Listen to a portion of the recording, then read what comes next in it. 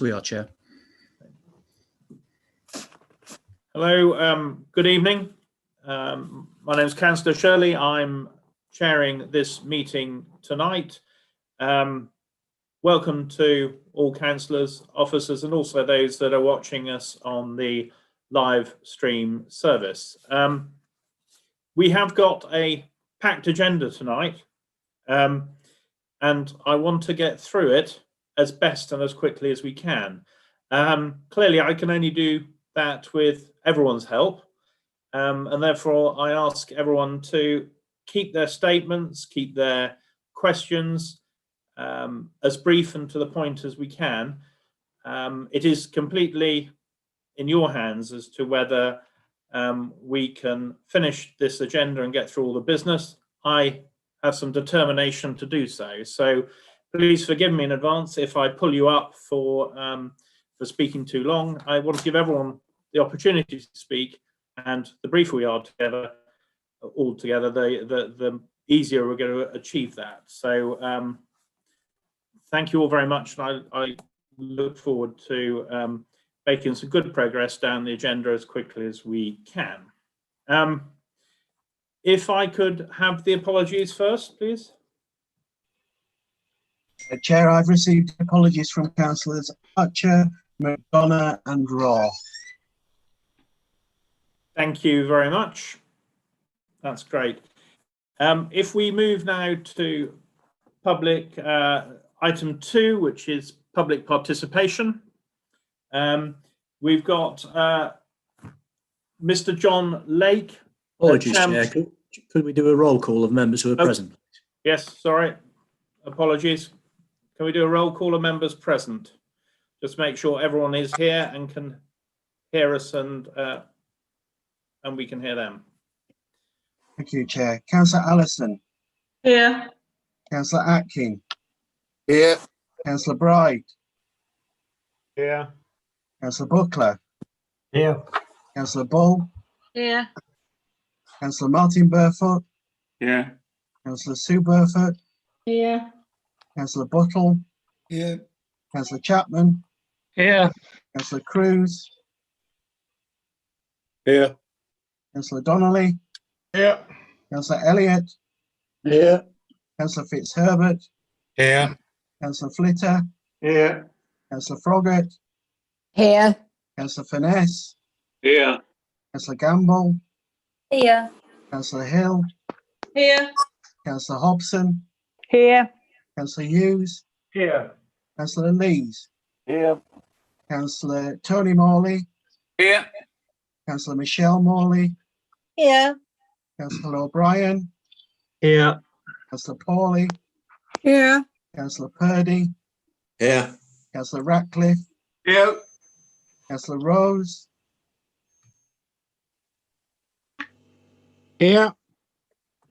Councillor Salt. Here. Councillor Shirley. Yeah. Councillor Slack. Here. Councillor Statham. Here. Councillor Sutton. Here. Councillor Swindle. Here. Councillor Wayne. Here. And Councillor Wakeman. Here.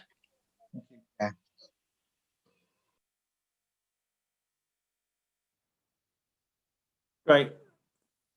Thank you very much for that. If we move now on to public participation,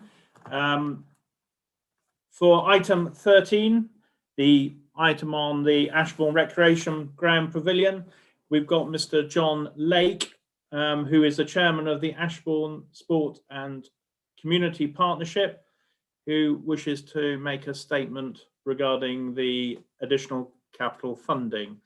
Mr. Lake, you've got 3 minutes. You need to unmute yourself. Fine. Okay, I'm back on now. Okay, well, firstly, thank you for letting me speak today and for unanimously supporting the project back in August. Much appreciated. The project's now at a critical stage. The English and Wales Cricket Board has confirmed that it's prepared to invest £250,000 in the project. However, it's on the condition that all the monies need to be committed and spent by the 31st of January. If the ECB funding isn't spent, then the pavilion project will lose that investment which cannot be carried forward for another year. Therefore, commencing work on site in January 2021 is critical, and the ECB need confirmation that the partnership has confirmed funding to let a building contract by December 2020. Now, the cost of the building, the new pavilion, phase 1, is £779,000. Now, a contractor has been selected by the partnership for the project and is ready to start on site. The partnership expects to have confirmed funding for the pavilion project by mid-December of £620,000. Now, the partnership therefore needs to have an additional £159,000 approximately to be able to let a building contract and to be able to therefore spend the ECB funding by the 31st of January next year. In addition to this, the partnership still has outstanding funding applications to a variety of other funding organisations of a further £250,000. However, none of these potential funding organisations will have an answer back to us until probably the later January, probably the end of Jan. Therefore, it's going to be too late to enable the partnership to use that money to let the building contract in December 2020. So this is why the request for the council to agree this further £175,000 for the project on an as required basis is so important. The district council effectively is therefore underwriting the letting of a building contract in December to ensure that this ECB money, this £250,000, is not lost. Drawdown of this funding at £175,000 will not be required until June next year, so June 2021, if at all, due to the structure and the timetabling of the building contract, by which time the partnership will know how much the outstanding funding applications of £250,000 have been successful. These other funding organisations have confirmed that funding for the project post 2020 can be used to avoid any drawdown of this reserve £175,000 from the council. Now, in summary, the hard work of the partnership with support from the district council's officers is likely to have ensured or secured a huge external investment into Ashbourn of potentially over £800,000 by next year. It also means that the district council will save on year-to-year maintenance and repair costs for 50 years, a further saving to the council of several £100,000. The building of the new pavilion by the partnership will also save the district council the cost of replacing the existing memorial pavilion, which officers have indicated could be very significant. Thank you very much. Thank you very much, Mr. Lake. That was spot on timing. Oh, good. Thank you. If we could now move on to the so I'll just try and quieten my technology. If we could now move on to the next speaker, who is Denise Brown from Ashbourne Town Council in relation to item 20, the review of the council assets. And I think she is on audio only. Is that right or not? No, you're not. Am I okay now? Yeah. Good to see you. Yeah, you've got 3 minutes. Okay. Thank you, Chair. Thank you, councillors. Ashbourne Town Council considered the Black's Head at the full council meeting on 17th of November 2020. Members have confirmed that they would like to enter into discussion with a view to becoming custodians of the head and the gallows. We would also like to positively engage with Derbyshire Dales District Council on the following item as the current condition of both the head and the gallows and the potential needs for restoration work to be carried out before Ashbourne Town Council becomes custodians, the opportunity for Derbyshire Dales District Council to contribute to the restorative measures of the artefact and the longer term liabilities for their protection and conservation. Taking into account that the gallows and the head may well be in separate locations, we are keen to ensure that both assets, which are both listed monuments, are given the protection they're required. As well as discussing the artefacts, we would also seek to explore with the District Council a suitable final location for the head, which takes into regard its significant historical references, the wishes of the Ashbourne people, and the opinions of whom could be garnered through a public consultation, whilst balancing the issues that this imagery is from another time and its connotations are from a very, very different time. I'm confident that Ashbourne Town Council and Derbyshire Dales District Council can work together to produce a solution which is appropriate for the 21st century. Ashbourne Town Council would prefer to see Derbyshire Dales District Council progress with option E. Thank you. Thank you very much. And we have got a further speaker, Mrs. Lewis, who is on audio only. So can you hear me, Dawn? Hello, can you hear Oh, me? that's great. Yeah, we can hear you. So the technology is working. Good. Would you like to start in on 3 minutes again? Okay, thank you. First of all, thank you for allowing me to attend the meeting. I have asked to speak to you with regard to the Black's Head in Ashbourne. I was there on the night that it was removed, and I objected to its removal on the basis that it was a listed structure. There was a gentleman there in a high-vis jacket who was obviously a councillor. I took him to be a councillor from Derbyshire Dales District Council because he seemed to be speaking with authority. He told me that there had been a threat of arson and that it was being removed for its safekeeping, and that this was being done with the knowledge and support of Derbyshire Dales District Council. I was very concerned about what was going to happen to the head once it was removed, and I consistently asked for who was taking responsibility for the head and who was going to be accountable for the safekeeping of the head. And I was told that he was taking responsibility and Derbyshire Dales District Council were accountable as they owned it.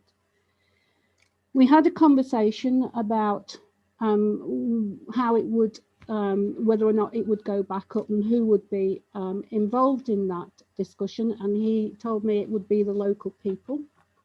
I asked him what he thought the definition of local was, because in my own personal view that did not include places such as Matlock, Bakewell, etc., who have no local feelings towards this particular monument, as a lot of the Ashburnian people do.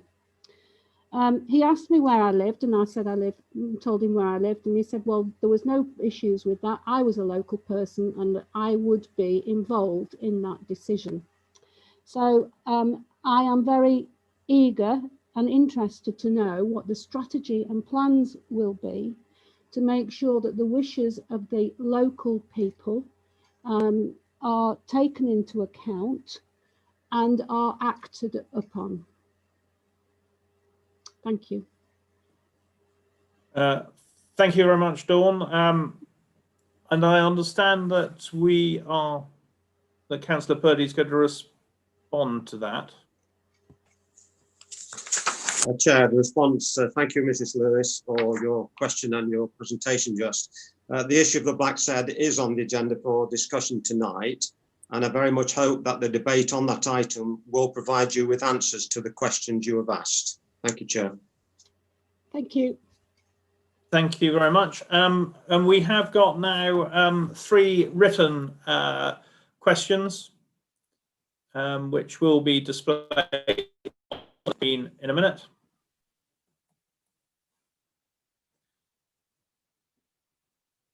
And a response is going to be given to those, I understand. That's correct, Chair. That's myself, Councillor Purdy. Thank you, Councillor Purdy. Thank you for your question, Mr. Dobbs. The Council is still working to determine if an air quality management area should be declared in relation to Buxton Road, Ashbourne, as soon as possible. We are hopeful that all the work necessary to make this decision will be undertaken before the end of March 2021. If the work necessary to get to that point cannot be completed by that date, we will certainly be looking to a date as close as possible to the end of March. The contract for the detailed assessment is now with the preferred contractor, and we are waiting the return of a signed copy. Once the dates for this work are agreed, we will review the timeline and advise you of any changes. The council has continued to monitor air pollution levels throughout the year. You are already aware that lockdown resulted in the closure of the laboratories that we use and in significantly lower levels of traffic pollution at times. We will continue to make the results of monitoring available to you and to others, and will publish our next annual report in due course. In addition, we will be reporting the findings of the detailed assessment to the relevant committee, along with any AQMA declaration. Thank you, Chair.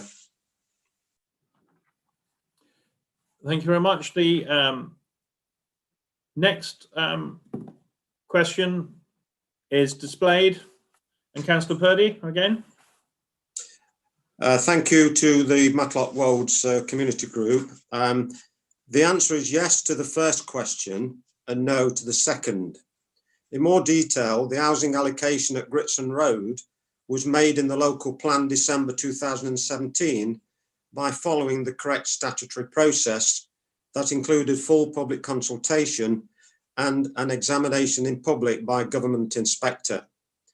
The process balanced social, environmental and economic considerations, and the operative word here is balance. By properly weighing up the need for housing together with land availability and environmental concerns, the local plan was derived in the best possible manner.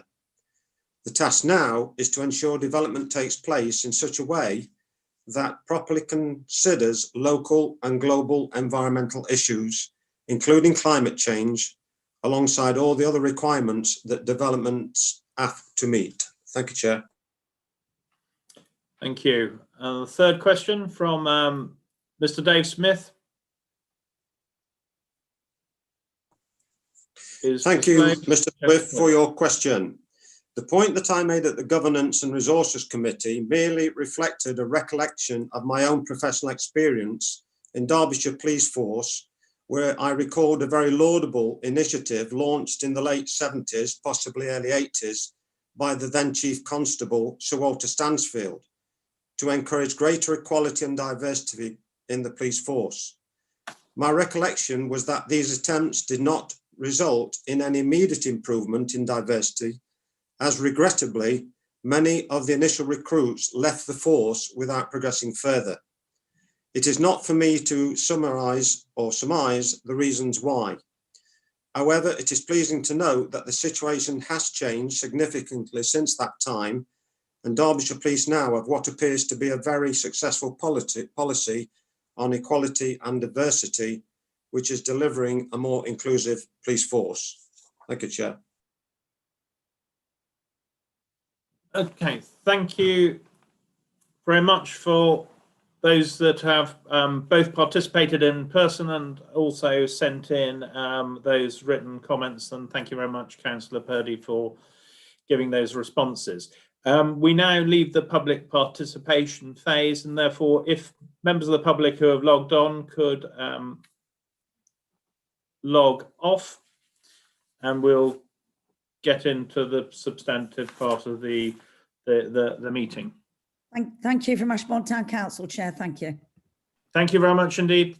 Thank you. Thank you very much.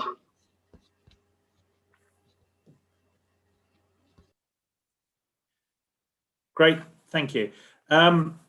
We now move on to item 3. Sorry, before I move on, I would like to say that Councillor Archer was missed off the roll call for some reason, but he was present.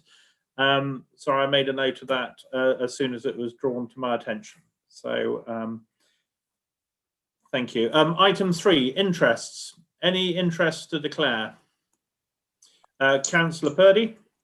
Yes, Chair, I have to declare an interest in items 1 and 2, or recommendations 1 and 2 of item 9, a pecuniary interest in that it discusses my position and remuneration for the position of leader. Councillor Atkin. Thank you very much, Chair. Yeah, I'm going to declare a personal interest in item 14 as my partner is a client of NCHA. So it doesn't preclude me from the debate or voting. Thank you, Chair. Councillor Hobson. Chair, I need to declare pecuniary interest for agenda item 9, recommendations 1 and 2, as I receive an allowance as deputy leader of the council. Chair, I Thank you. suppose that goes for all leaders, does it? I think it's recorded there, so. Chairman, yes, all group leaders will need to declare an interest if we get to recommendation 2 on item number 9, which relates to special responsibility allowance payments that are made to group leaders and to other office holders. Also declare the interest then, Chair. Thank you. Thank you. And Councillor Ratcliffe. Yes, I declare my interest too when we get to that item. Great, thank you very much. Okay, so if we move on to approval of the minutes of the previous meetings, can I have a proposer? I'll move the Councillor Swindell and Councillor Atkin. Thank you. Chair, leaders' announcements. Councillor Purdy.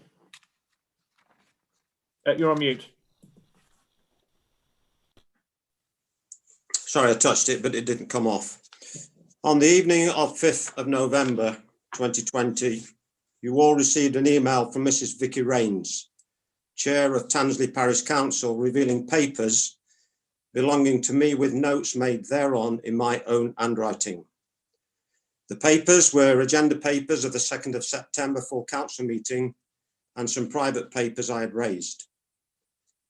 These papers were stolen from my property between certain dates in September and obviously ended up in the hands of Mrs. Rains. Given the fact that my clear identity was shown on one of the papers, Mrs. Rains should have contacted me immediately or returned the papers to me straight away with an explanation as to how she came to be in possession instead of circulating the stolen papers as she did. The theft of the papers and the question as to the handling of the stolen papers by Mrs. Rains has been subject of a complaint of crime by me to the police, and this matter is being investigated. This is a private matter, and I'm only prepared to make this statement on it. I've always maintained an honest and open approach to my role as a district councillor since 2007, when I was first elected, and especially as leader of this council since May of last year. And I have endeavoured as leader to inculcate a united approach with all members involved in the business this council undertakes. This episode, coming at a time of real crisis in my home with my wife trying to recover from a heart attack and the dreadful effects of COVID-19 caught whilst in hospital, has caused immense stress and a test of my faith in carrying out my public duties for Derbyshire Dales District Council. Having given the matter careful thought and with the help of my wife, family and certain colleagues, I've decided to refuse to let such behaviour stop me in my endeavours to do the best for my ward, this authority and the people of Derbyshire Dales. I've also decided to carry on despite this criminal act at my property, because I feel strongly that as councillors, we should all be allowed to carry on with our duties in as free and unfettered manner as possible for the sake of good governance in Derbyshire Dales District Council and for the people who elected us. Politics has reached a new low in this authority, but the perpetrators must not be allowed to win. I appeal, therefore, especially to the persons responsible for this theft and its wider issue, to examine their actions and conscience and ask what benefit it has brought to anyone, except to cause upset to myself and my wife. We either work together as a team, or in my opinion, this authority will implode. Thank you, Chair. Thank you very much, Councillor Purdy. If we can now move on to the chairman's announcements. Yes, thank you, Chair. Just two very brief ones. On Remembrance Sunday, I was invited by Matlock Town Council to lay a wreath in Hall Lees Park. I have to thank them, which I have done by email, but I want to thank them again because it was the most professionally organised event that I've attended. And considering the constraints of COVID, it was an absolutely wonderful afternoon, and I do thank them for that. And the second one was on Armistice Day at Stony Middleton School in my ward, where the children had written poetry and they read all the poems out. Then we had a minute's silence and the school had been decorated with artwork that the children had done. And that was a truly moving tribute. And I just want to thank them as well. Thank you, Chair. Thank you very much. Can I just go back to item 4, the approval of minutes of previous meetings, which was proposed by Councillor Swindle and seconded by Councillor Atkin. What I didn't do is go to a vote on the approval of all those. Can we do so, please? I think probably a show of hands will suffice. If I can see everyone on the screen. Yep. Okay, that's all right. Those are duly approved. Thank you. Committees to receive the non-exempt minutes from the committees shown under item 7. Can I have a proposer? I'll move that, Chair. And Councillor Swindell. Thank you. And all in favour? Thank you very much. Okay, we now move on to questions from members, which is item number 8. There's a screen share come up in a minute. A question from Councillor Swain to be responded to by Councillor Purdy, I think. Indeed, Chair, thank you. Thank you for your questions. The District Council is aware of these incidents, although as Councillor Wayne notes, these are not matters which are directly related to the District Council operations. It is, however, acknowledged that the provision of infrastructure should meet the needs of the residents of Derbyshire Dales. As such, in preparing the local plan, assessing the capacity of existing and identifying the future needs for infrastructure are an integral part of the process. This involves engagement with all relevant infrastructure providers, including the utility providers, the Environment Agency and Severn Trent, to ensure that all future needs can be met. Infrastructure is defined in the Planning Acts as relating to a wide range of areas, including road, transportation, education, medical facilities, sports facilities and open space. As Councillor Wayne will be aware, the delivery of many of these are in the main not District Council operational matters.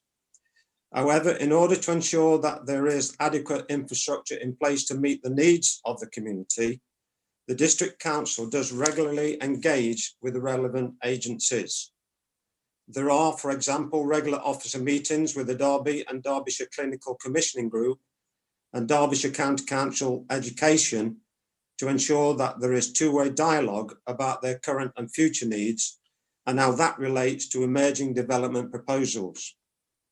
Such meetings provide opportunities for the District Council to be made aware of any major funding opportunities that lead agencies may have secured or be seeking to secure to improve infrastructure provisions across the District Council area.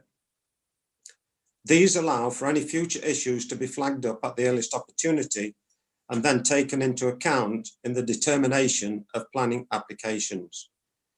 As Councillor Wayne will be aware, the future infrastructure needs of the District Council, for which it is the planning authority, were considered as part of the preparation of the local plan and included within the adopted infrastructure delivery plan.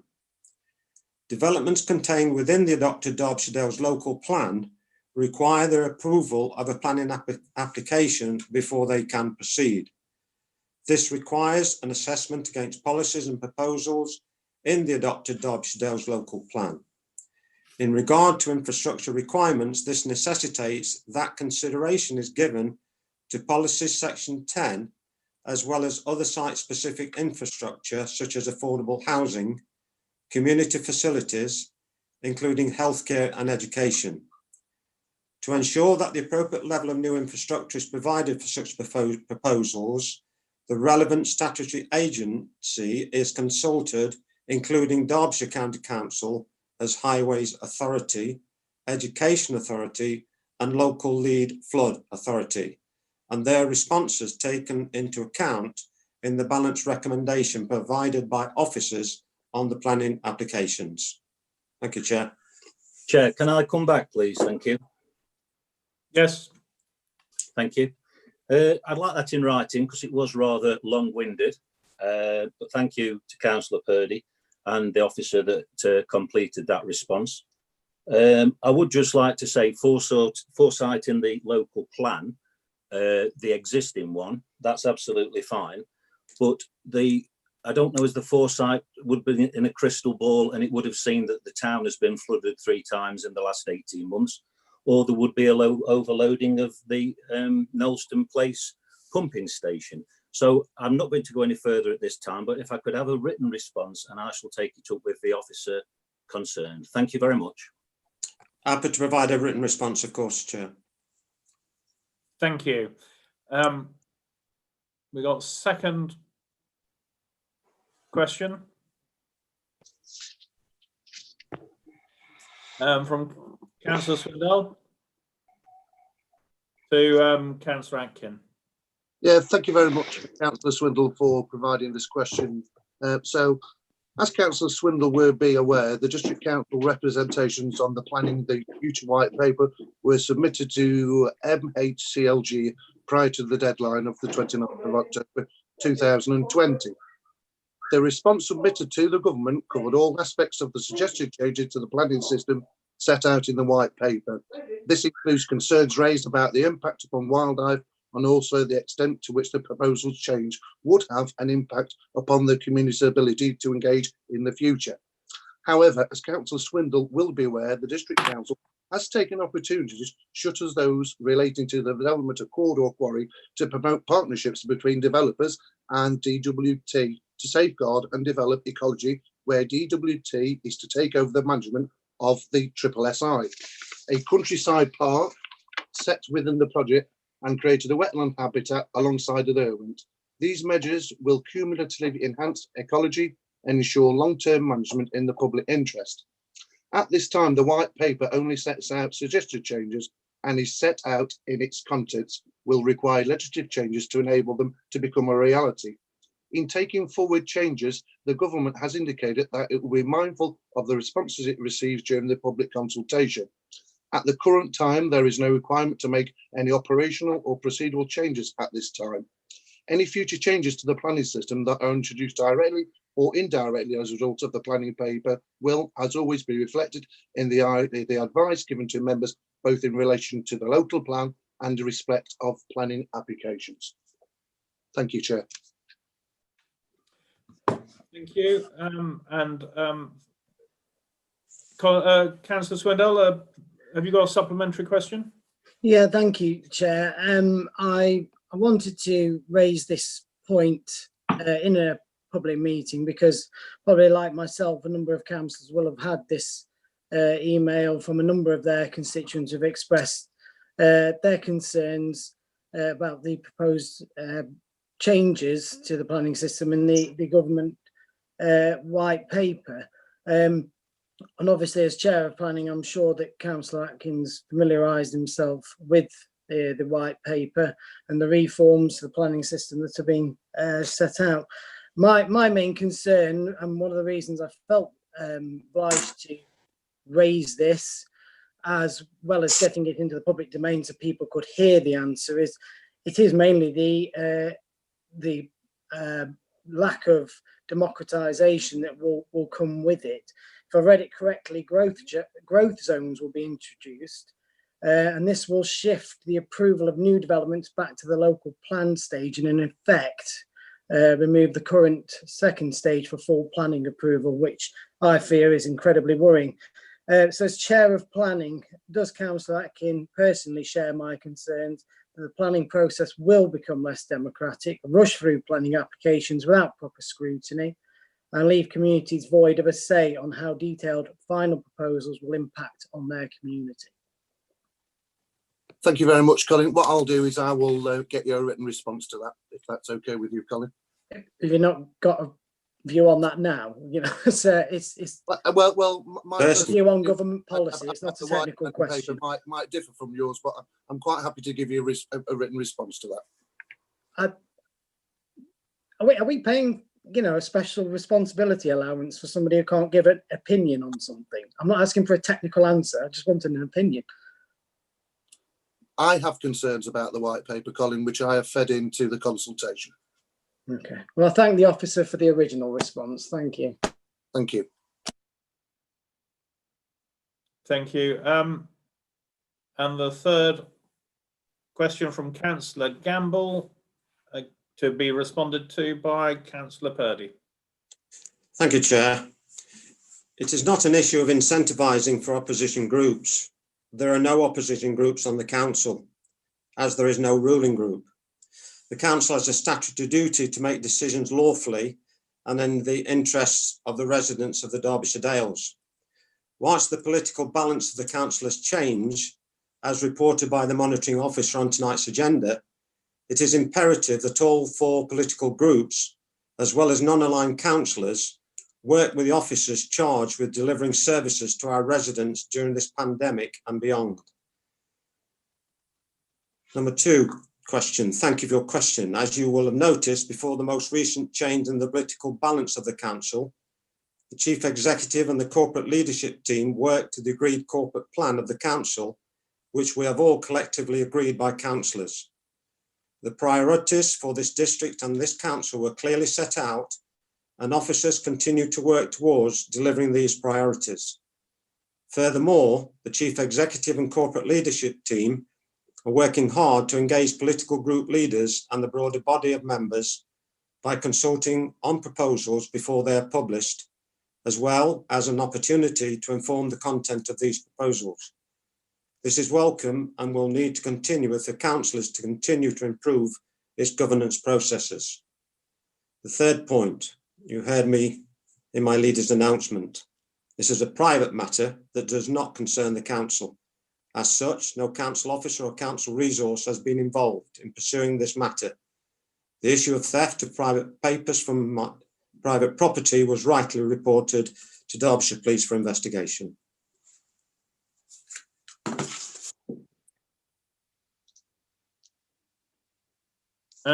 Any subsequent any question, further question, Councillor Gamble?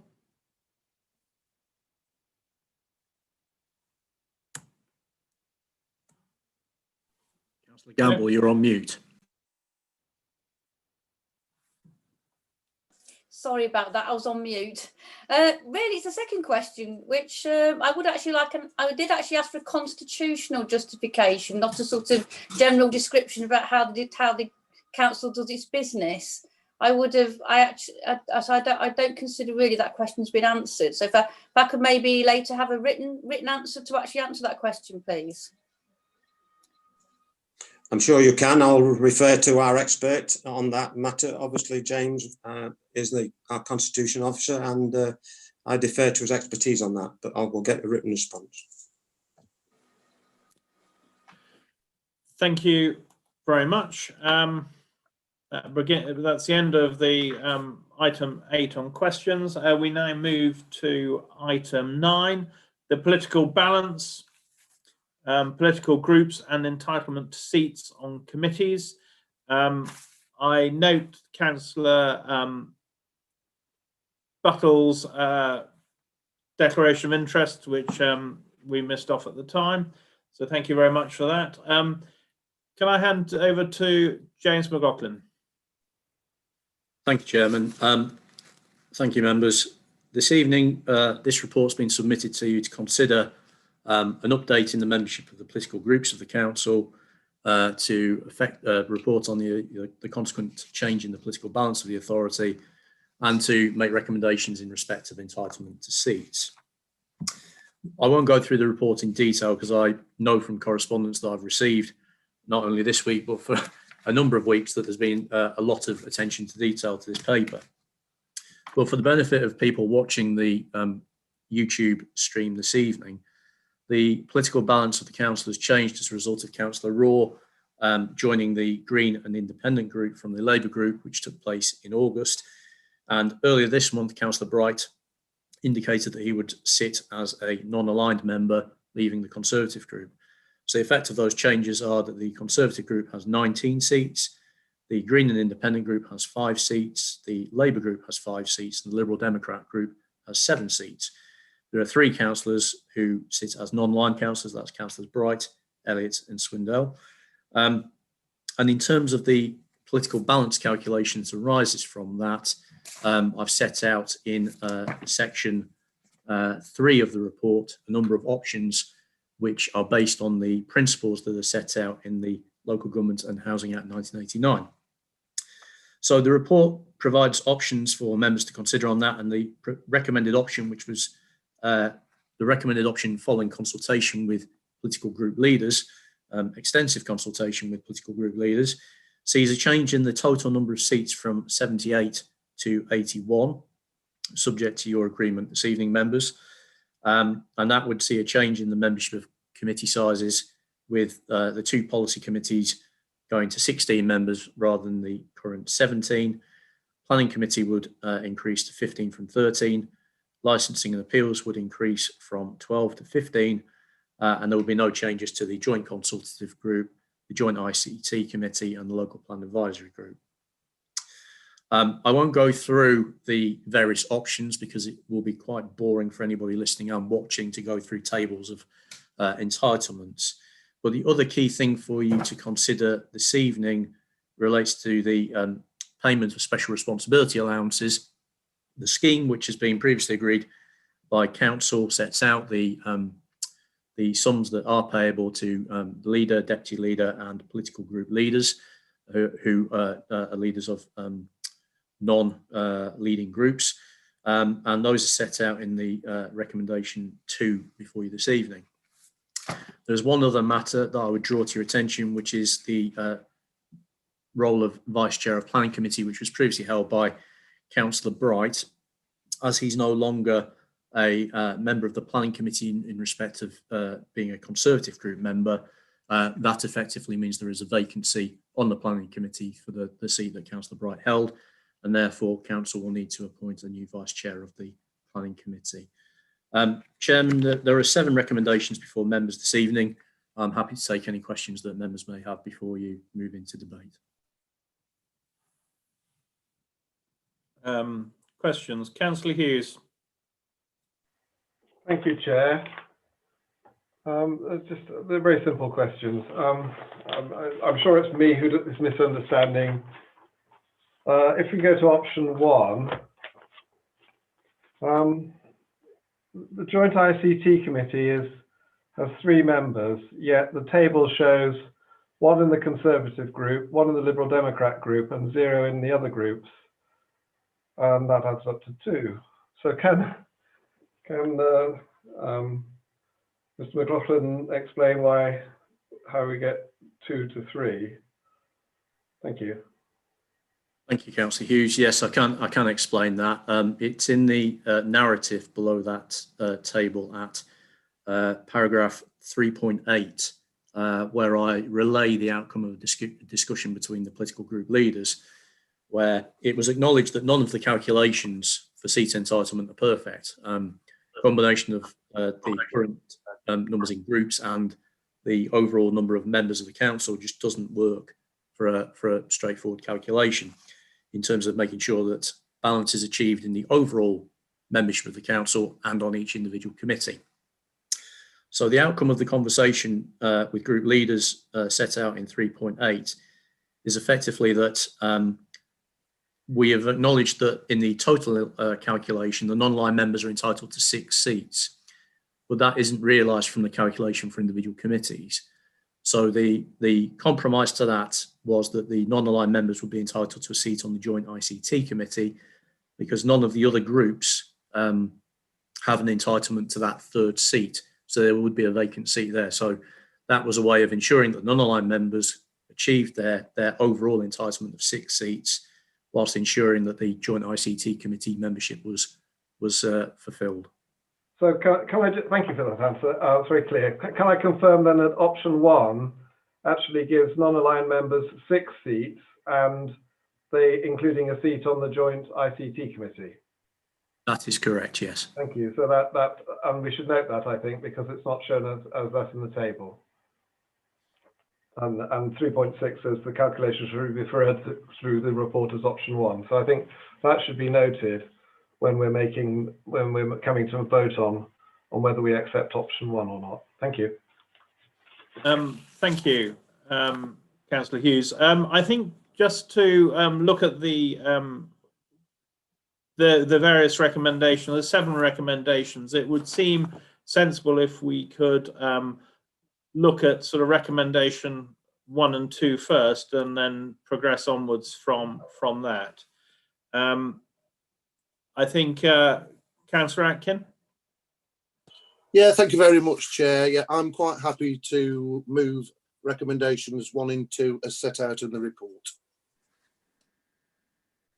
Do we have a seconder for that? Yes, I'd like to second that, Chair. Thank you very much, Councillor Finesse. Sorry, can we continue with questions or comments, discussion? I've had my hand up, Chairman, for a question. Oh, sorry, beg your pardon, Councillor Flitter. Thank you. I just wanted to know from the, on the general terms, before May of next year, will we have an opportunity to re-examine our committee structure and number of seats on each committee? Because I feel that there are opportunities here to get a more fair reflection of the situation. And I think this is an opportunity missed, but it may be one of timing. Thank you. Thank you, Councillor Flitter. In short, yes, I do think we need to look at a whole number of issues, and you will know from conversations that you've been privy to with other group leaders that this is something that we will do in the lead up to the annual meeting, so that members can actually consider proposed changes before I present a report. I think it's far from ideal that you're given an officer recommendation on something that fundamentally members need to take a view on, and I can advise you on, but not say to you this is the best way forward. So I would recommend at some point before May next year that we do consider a broader review of the effectiveness of our current governance arrangements, and that would include the size of committees. Thank you. I've got 2 hands up, one for Councillor Ratcliffe and one for Councillor Gamble. Are these in relation to recommendation 1 or 2, or further on the agenda? I'd like to make some general comment, Chair, if you'd allow me, about the political groups and entitlement to seats. Okay, far away. Good, thank you. Well, first of all, to say that certainly the leaders have engaged in a number of meetings on this. It is more complex than you might first think, given to the because of the number of seats on the committees and the percentage proportionality that we're trying to deal with, which often gives these fractional figures. However, I think all of us have understood the extreme importance of getting it right, particularly now that such a change, if you like, in the balance of the council has come about. Because at the end of the day, it's from the committees, etc., that all governance flows. These are the seats of decision making. So it's vitally important that there is fair representation. I was always assured by looking at James's presentation of option 1 that in fact we were achieving that, despite the fact that it needed some manipulation, as it were. I was also assured that it did reflect this no overall control, even within the committees. I also, and I don't know whether Councillor Flitter Steve will bear me out on this, I felt there was some tacit agreement coming forward from Councillor Purdy that at the next AGM, if not slightly sooner, we would also review the chairs and vice chairs, so that again there was some fairness reflected there. After all, the chairs, as we know, have a casting a vote, so that there can be this imbalance there. Obviously, as I say, that James has had to do some manipulation, because it otherwise would have been an overall total of 78 seats that would be dealing with. This has been increased to 81 in order so that we can again have this balance. From the point of view, perhaps somewhat and slightly selfishly, of my Labour group, we are generally happy with the outcome. It's given us 10 seats, perhaps a little more than we might have otherwise expected. So we've done reasonably well out of it. And I say, again, overall, I feel that the best outcome has been provided.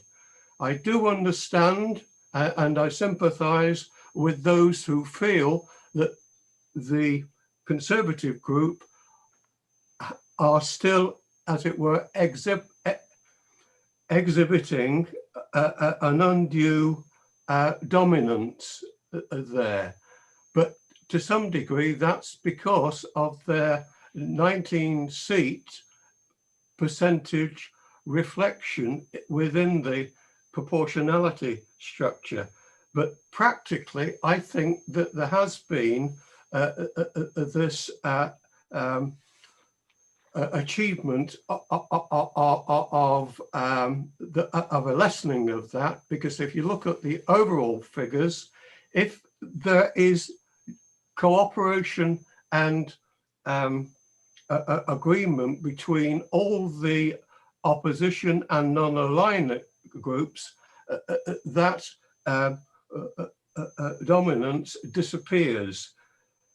I would, if you'll allow me, not to propose it, but I will certainly support any recommendation that comes forward, incidentally, to propose that Councillor Sue Burfoot moves into the vice chair planning role, because this would make a very good and effective start to something I think that hopefully will come about to a greater degree next year. Thank you. Can we just deal with the recommendations as we're dealing with them as we go forward, and we're looking at 1 and 2 at the moment. Councillor Gamble, I understand you had a question specifically on recommendation 1 and 2. Sorry, this won't affect my ability to speak again on options 3 onwards. No. So I didn't know. Basically, are these entirely separate? So the vote on 1 and 2 has nothing to do with any future votes. It won't have any. It won't have any impact on these where the actual committee system goes through. No, I'm trying to take it in bite-sized chunks. Okay, thank you. Okay, so I think we should move to the vote. It's been proposed and seconded on recommendation 1 and 2 on page 6 of the agenda. Can we go to the vote, please? Thank you, Chair. If members could indicate whether they're for, against, or abstain. Councillor Allison. For. Councillor Archer. For. Councillor Atkin. For. Councillor Bright. For. Councillor Buckler. For. Councillor Bull. For. Councillor Martin Burfoot. For. Councillor Sue Burfoot. For. Councillor Buttle. Declared an interest. Councillor Chapman. For. Councillor Cruz. For. Councillor Donnelly. For. Councillor Elliott. For. Councillor Fitzherbert. For. Councillor Flitter. Declared the interest. Councillor Froggatt. For. Councillor Finesse. For. Councillor Gamble. For. Councillor Hill. For. Councillor Hobson. Declared an interest. Councillor Hughes. For. Councillor Lees. For. Councillor Tony Morley. For. Miguel Morley. For. Councillor O'Brien. For. Councillor Pawley. For. Councillor Purdy. Interest declared. Councillor Ratcliffe. Interest declared. Councillor Rose. For. Councillor Salt. For. Councillor Shirley. For. Councillor Slack. For. Councillor Statham. For. Councillor Sutton. For. Councillor Swindell. For. Councillor Wayne. For. Councillor Wakeman. For. Unanimous, Chair. Thank you. That was unanimous. So that settles that. If we can then move on to questions and debate on recommendation 3. Councillor Atkin. Yes, Chair. Thank you very much. I propose to move recommendation 3 as set out in the report. Thank you, Chair. And Councillor Finesse. Yes, I'm happy to second that. Thank you. Thank you. Councillor Finesse, were you wanting to speak as well? Yes, I just wanted to point out something, Chair, which seems to be a bit of an error in the calculations. On pages, I should have spotted this before, but I've only just noticed it.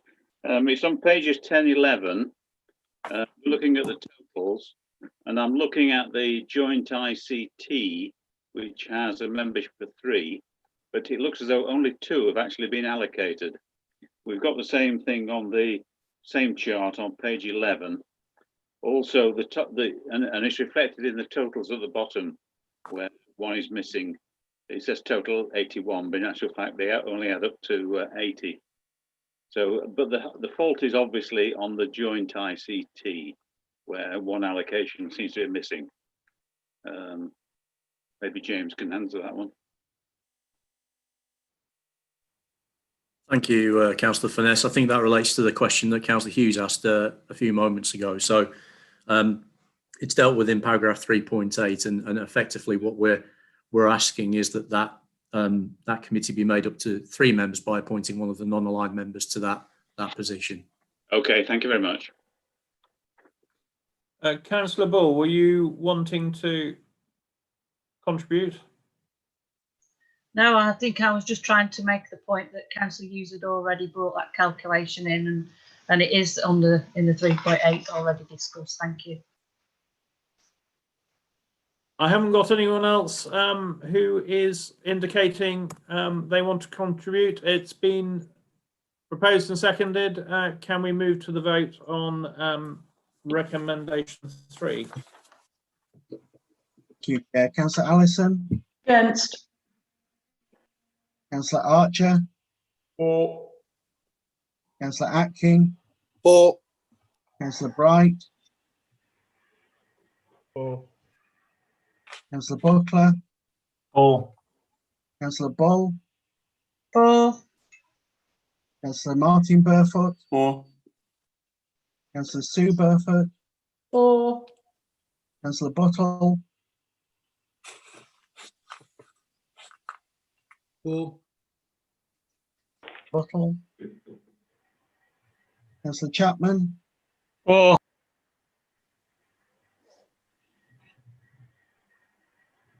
For. Councillor Donnelly? Sorry, I think there may have been a gap in the transmission on my side. Councillor Donnelly? For. Councillor Elliott? For. Councillor Fitzherbert? For. Councillor Flitter? For. Councillor Froggatt? For. Councillor Finesse? For. Councillor Gamble? Against. Councillor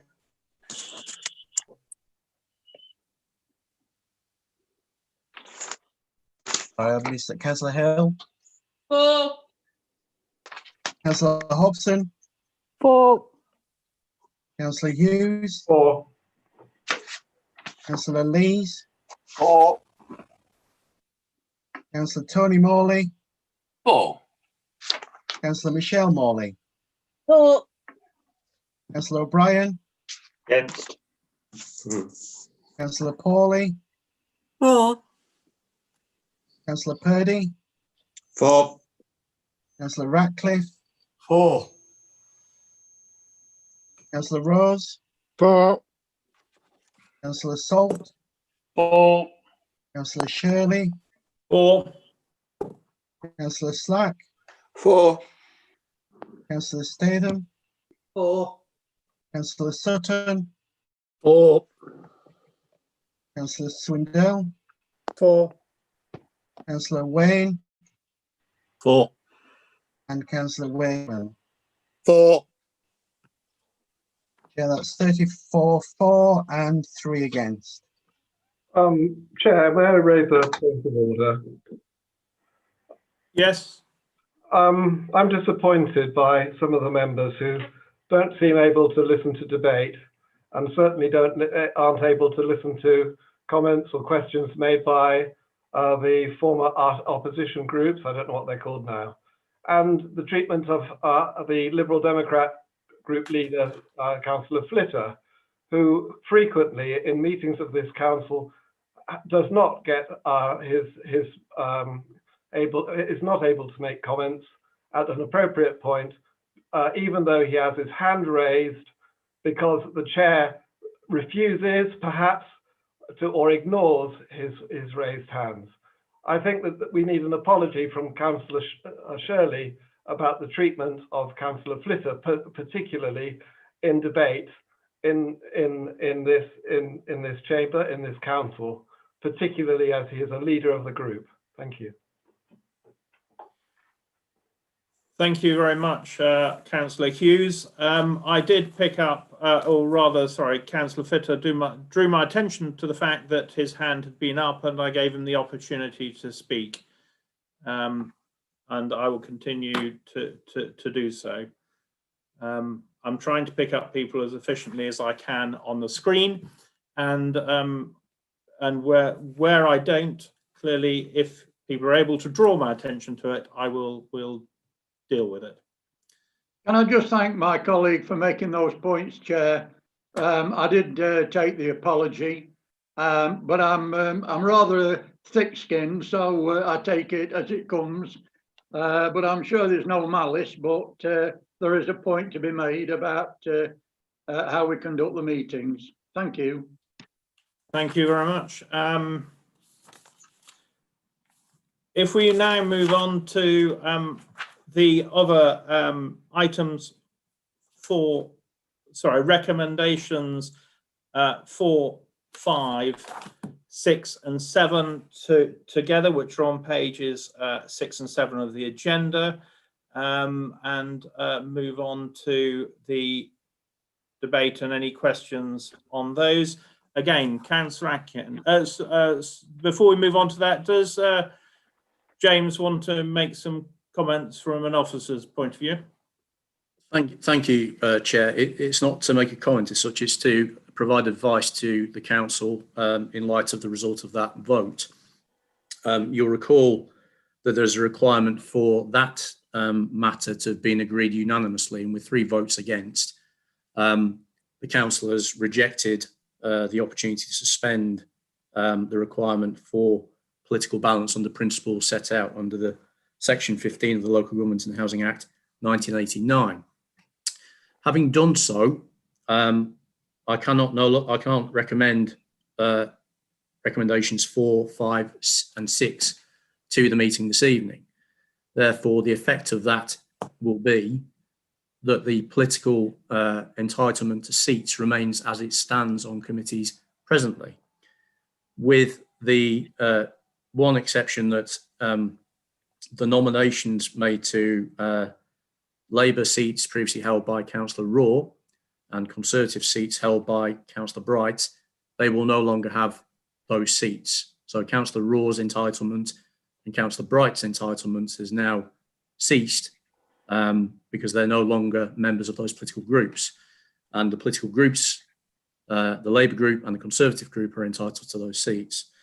So on that basis, I can't make recommendation 4 or 5 or indeed 6 to you this evening, and the political balance will now remain the same on committees as it was previously. I will need to come back to you at a later date, but having reported the new political balance, there's no requirement for that to come to the next meeting. So the situation is that the entitlement to seats that was agreed in July will continue until such a time as any decision is to change it. And given the makeup of the council presently, suspension of those principles should have been agreed in July, because the current entitlement to seats does not reflect the political balance of the council. So I will take soundness from political group leaders after the meeting, Chairman, but I can't recommend 4, 5 and 6 to you this evening. Council can consider the 7th recommendation to appoint a vice chair to the planning committee based on the membership of that committee as it stands now.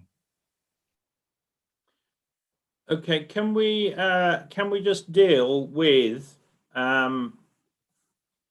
James's comment on 4, 5 and 6 at the moment? Councillor Purdy's got his hand up. Is that relating to 4, 5 and 6? It is, Chair, but I was going to come in on 7 also. I think on a point of order, the decision has been made and we have to take James's advice, and therefore I think Council has to accept that. So I think we have to move to point 7. Okay, and there isn't a need to vote on that because it's a process. So if we move to item 7, Councillor Atkin. Yeah, thank you very much, Chair. So that's subject to the members of the Planning Committee being determined and appointment made to the Vice Chair. I will nominate Councillor Tony Morley as Vice Chair of the Planning Committee. So I'll move that with the immediate effect of his allowance as well. Okay, do we have a seconder? Yes, Chair, I'll second that. Thank Chair, you. I would like to move that Councillor Sue Burfoot take that position. Now I second it, Chair. Just wait a bit. You might get one. Can we just hold a bit, because we've now got 2 proposals. The first proposal was proposed by Councillor Atkin, which we have to deal with, which we deal with first. Is that?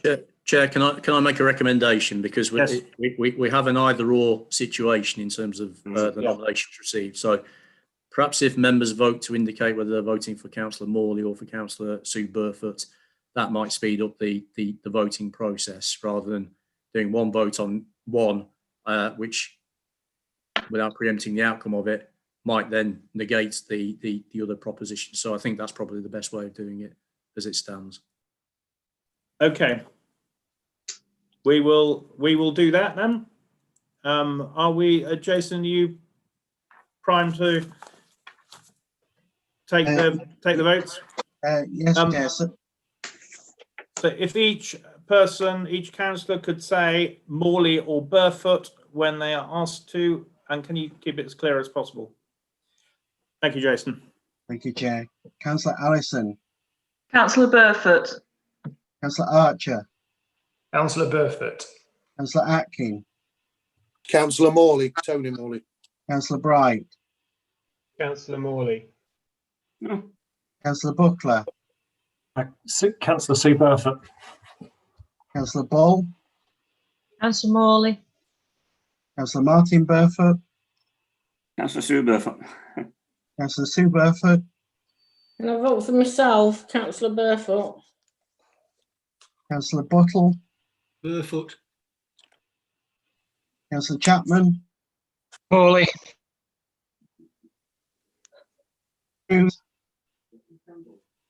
Councillor Sue Burfoot.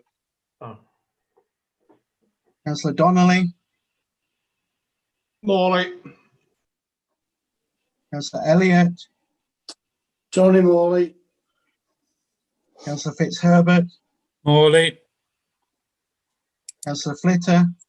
Burfoot. Councillor Froggatt. Morley. Councillor Furness. Councillor Morley. Councillor Gamble. Councillor Sue Burfoot. Councillor Hill. Morley. Councillor Hobson. Councillor Tony Morley. Councillor Hughes. Councillor Sue Burfoot. Councillor Lees. Councillor Tony Morley. Councillor Tony Morley. For me, please. Councillor Sue Morley. Councillor Michelle Morley, sorry. Tony Morley. Councillor O'Brien. Sue Burfoot. Councillor Pawley. Councillor Burfoot. Councillor Purdy. Councillor Tony Morley. Councillor Ratcliffe. Sue Burfoot. Councillor Rose. Councillor Morley. Councillor Salt. Councillor Morley. Councillor Shirley. Councillor Morley. Councillor Slack.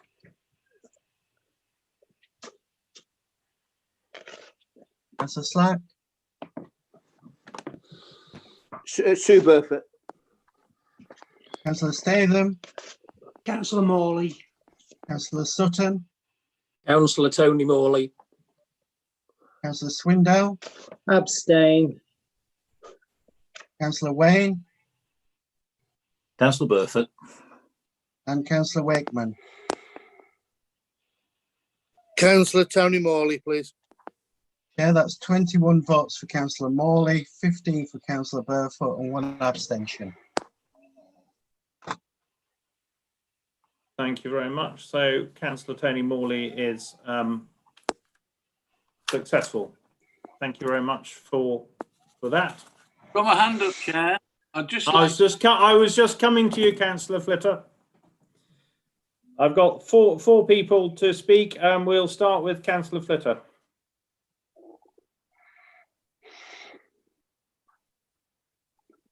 Sorry, Chair, it wasn't that item. All right, my questions have been answered. Thank you. And Councillor Purdy, was this on?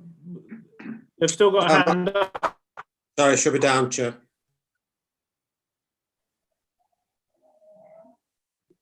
So I will lower those. And Councillor Morley, and Thank I was you going very to lower your hand. Well, Tell me if I'm lowering your hand. Okay. May I speak? Thank you. And I'll also... Yes, you may speak.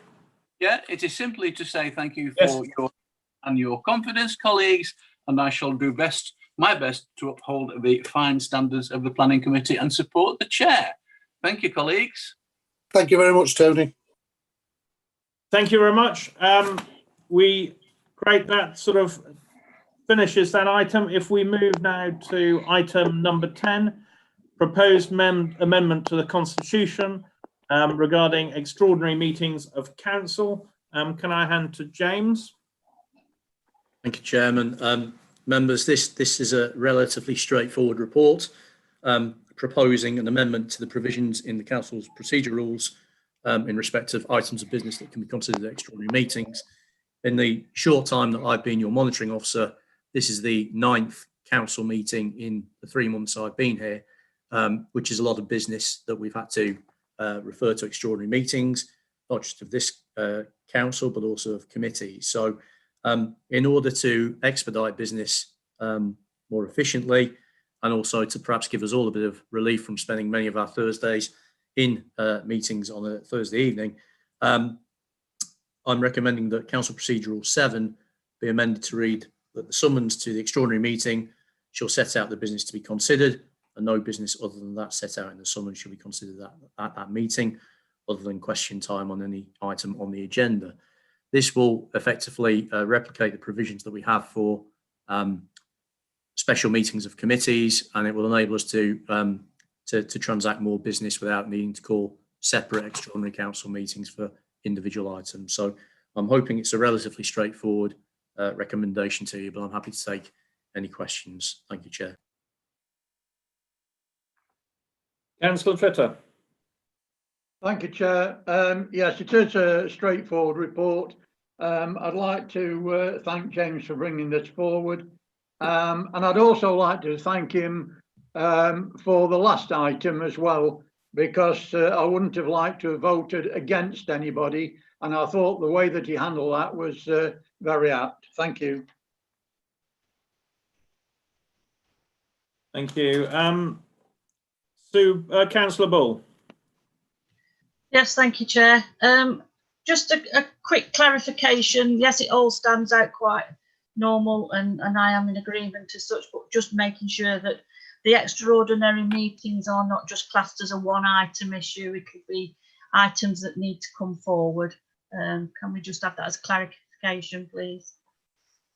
Thank you, Chair. So yes, the effect of this change will mean that we can bring multiple items before council when it holds an extraordinary meeting, rather than the current provision which only permits one item to be brought before you. Then in that case, then I'm prepared to move the recommendation, Chair. Thank you very much. Do I have a seconder? Yeah, I'll second that, Chair. Councillor Froggatt. Thank you very much, Councillor. Is there anything you want to say, or do you want to reserve comments for later if you've... No, that's fine. Okay. It's straightforward. Great, thank you. Councillor Ratcliffe. Yes, thank you, Chair. Again, it was just a point of clarification, just so that we're absolutely clear on what we're voting for. Because if I can just mention, James, it may be a bit pedantic, but your wording in the recommendation is not quite the same as the wording in paragraph 2.7. In the 2.7 has a little bit of preamble. And also just to ask you if you would acknowledge the comment that I sent in to you about those meetings that are called by 5 members or more, that perhaps need some specific reference in that they are almost invariably about a single issue, usually the revisitation of a previous council or committee decision. Thank you, Councillor Ratcliffe. Yeah, I'm happy to clarify that in paragraph 2.7, I've set out the entire provision of Council Procedure Rule 7. In the recommendation, I've just included the section of that provision that is being amended. But effectively the change is what is set out in your recommendation rather than any further change to the entirety of the provision of the rule. With regard to the correspondence that we had separately, I didn't feel at this point that it would be appropriate for me to recommend that we make any changes to the number of members who could sign a requisition for an extraordinary meeting. I think that's something that I would like members to take a view on before I would make a recommendation. And the reason for that is that I think given the previous item, the political balance of the council has changed. I think there's a need for members to consider a number of provisions within our constitution presently. But the purpose of this report was simply to ensure that we can conduct business efficiently without eating into additional nights of meetings when we could actually probably get through a lot more business at a single extraordinary meeting rather than potentially having any number of meetings. And to give it just to give an example, the previous council meeting on the 8th of October, the amount of meetings that were required to transact the business that was originally published on that agenda was 5, including that original meeting. There was an extraordinary meeting of community and environment, there was an additional meeting of governance and resources, and there were 2 extraordinary council meetings. If we replicated that for every council meeting we have left in this municipal year, we'd be having 35 additional meetings, and I'll be coming to you with a begging bowl for more resources to administer those meetings. So I thought this was the most pragmatic way forward, but I didn't feel it was appropriate for me at this point to come forward with an additional recommendation on the number of members who could sign a requisition. Right. Councillor Buttle. Hi, yes, thanks. Yeah, this really makes sense to me. I think it's a really good idea. And if we could have some of them which talk about devolving stuff from council to committees, then that would even be better. So excellent. I'm going to support this, and I would have seconded it, but that's already been done. So thank you. Councillor Slack. Thank you, Chair. Yeah, it's very good, this is James, and I totally agree. Just one comment I'd like to make. Extraordinary item should be the priority.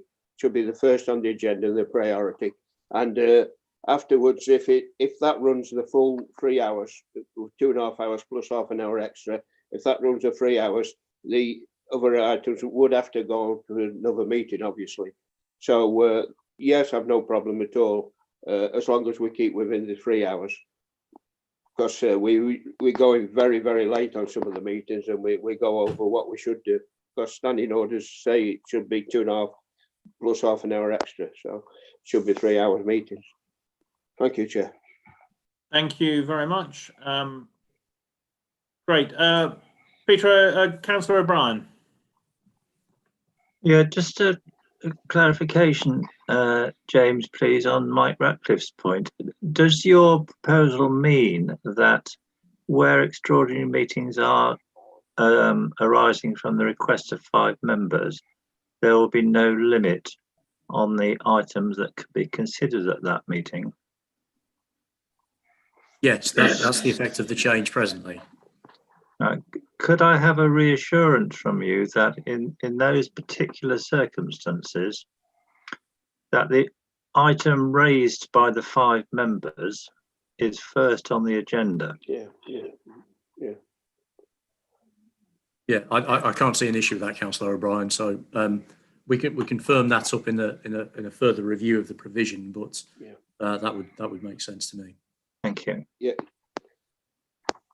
Thank you very much. I haven't got anyone else down to speak, so can we move to the vote, please?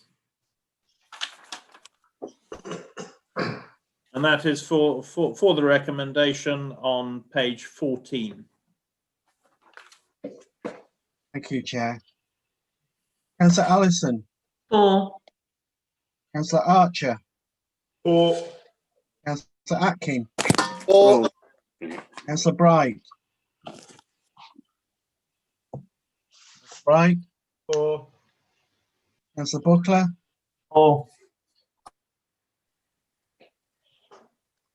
Councillor Bull, For. Councillor Martin Burfoot, Councillor Sue Burfoot, For. Councillor Buttle, For. Councillor Chapman, For. Councillor Cruz, For. Councillor Donnelly, For. Councillor Elliott, For. Councillor Fitzherbert, For. For.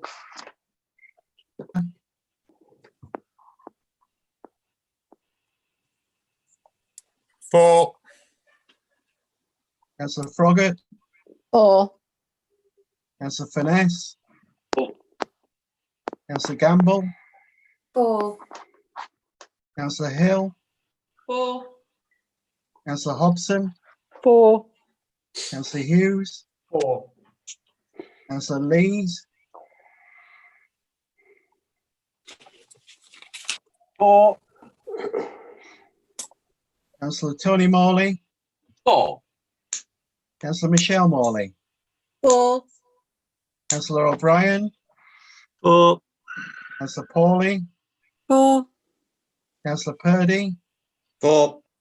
Councillor Ratcliffe, For. Councillor Rose, For.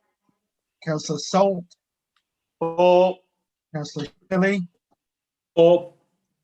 Councillor Slack, For. Councillor Statham, For. Councillor Sutton, For. Councillor Swindell,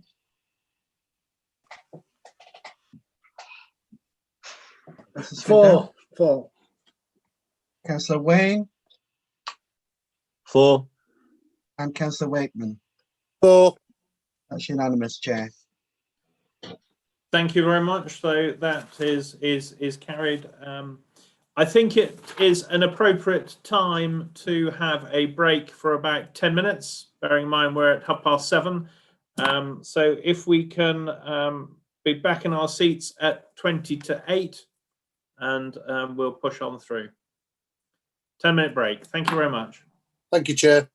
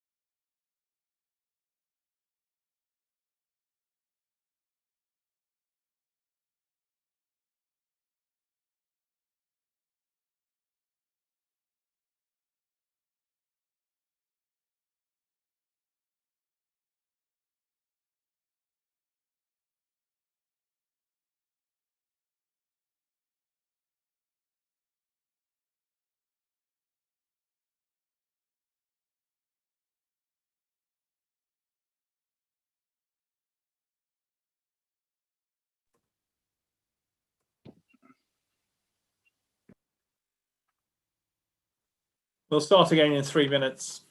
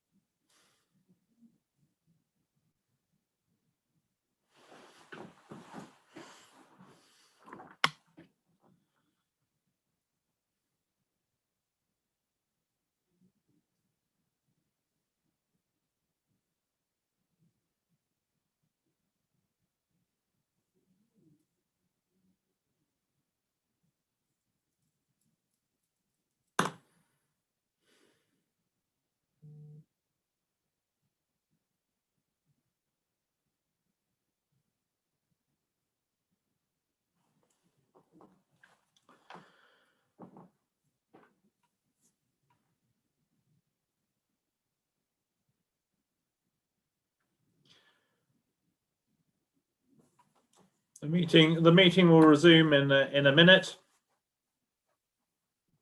So if you can all take your seats and switch on your cameras.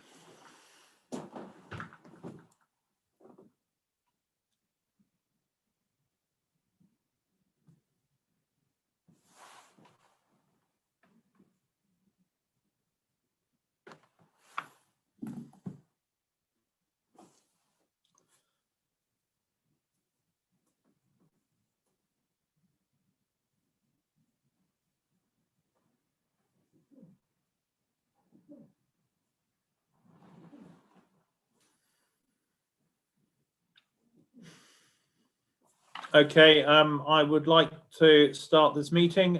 Councillor Martin Burfoot, are you there? Otherwise, you'll miss the start of the next item. I've got 2 hands up, one for Councillor Morley and one for Councillor Burfoot. As we haven't actually started the agenda item, I'm going to lower those hands unless you've got a point of order. No? Okay. Can we start the next item? The next item being the item 11, request for additional financial support to Freedom Leisure in the light of COVID-19. And can I hand over to Ash to give an introduction? Thank you, Chair. Good evening, members. On the call this evening, we've got Ian Morley from Freedom Leisure, who's their business development manager, and Andy Harris, who's the area manager. I'm sure members are familiar with both of them, so they're available for questions as part of this discussion. I know that some members have raised some frustrations with the request for additional funding, but I hope you can appreciate that this is a difficult time for our leisure provider. And again, this week we've seen a change in possible direction, which makes it very difficult for Freedom Leisure to make accurate projections as the situation continues to change.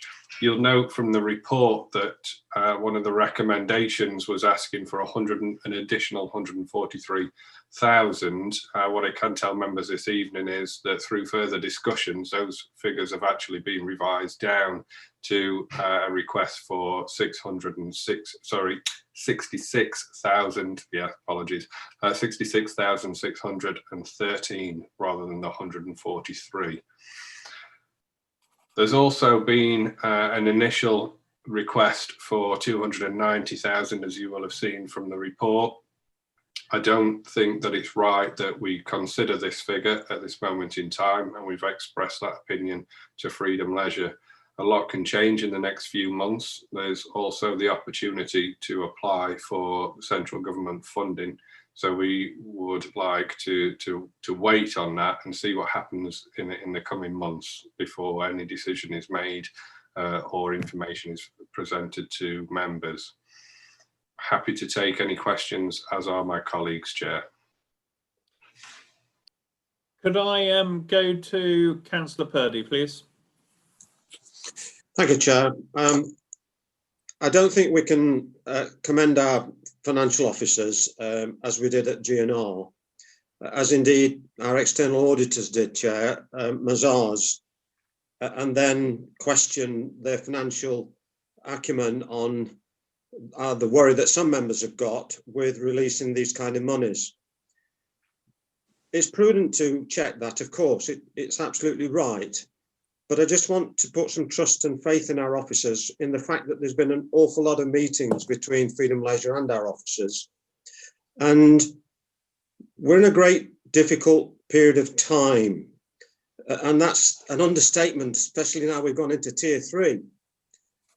So that our lifeblood of health and mental welfare is, of course, our leisure services. And without them, there's many, many of our constituents out there are really going to miss this. And indeed, as will our visitors. And so I think that it really does need supporting, but I do hasten that we are not a bottomless pit. And of course, there may well come a time when we do have to say no, and that will be because of COVID. And therefore, we don't know the path that virus is going to take. There is more than scrutiny on this. There's an absolute need to serve our community as best we can to try and keep the leisure services going and not hand the keys back. And that's the awful dilemma we face, ladies and gentlemen, if we don't support this. So I'm moving the recommendations, Chair, in the hope that it creates support. It no doubt will raise questions and debate, but I think it's absolutely vital that we get a move on the table to save our leisure services, in the hope that we can find a window to get them open again and give some relief on the leisure and mental well-being of our public. Thanks, Chair. Councillor O'Brien, I understand you have a point of order. Yes, Chair, if you don't mind. This is not my substantive input, but a point of order. Perhaps you could take advice from James McLaughlin. Freedom Leisure have a direct financial interest in the outcome of this debate, so I think it's inappropriate that they participate. Thank you, Chair. Thank you, Councillor O'Brien. I'm not quite sure how members can consider the item fully without having access to the responses from Freedom Leisure. They're here to provide you with the information that you need to make a decision. They are not the decision maker, and whilst they potentially stand to benefit from a decision that council makes, they're not the decision maker. So I'm comfortable, Chair, with representatives from Freedom being present to answer questions that members may wish to put to them.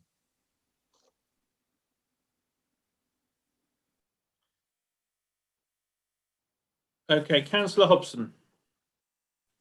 Chair, I'm not going to repeat everything that Councillor Purdy said, but I concur with everything that he has said. Thanks to Ash for explaining the revised figures, and also that we could have some government funding in the future.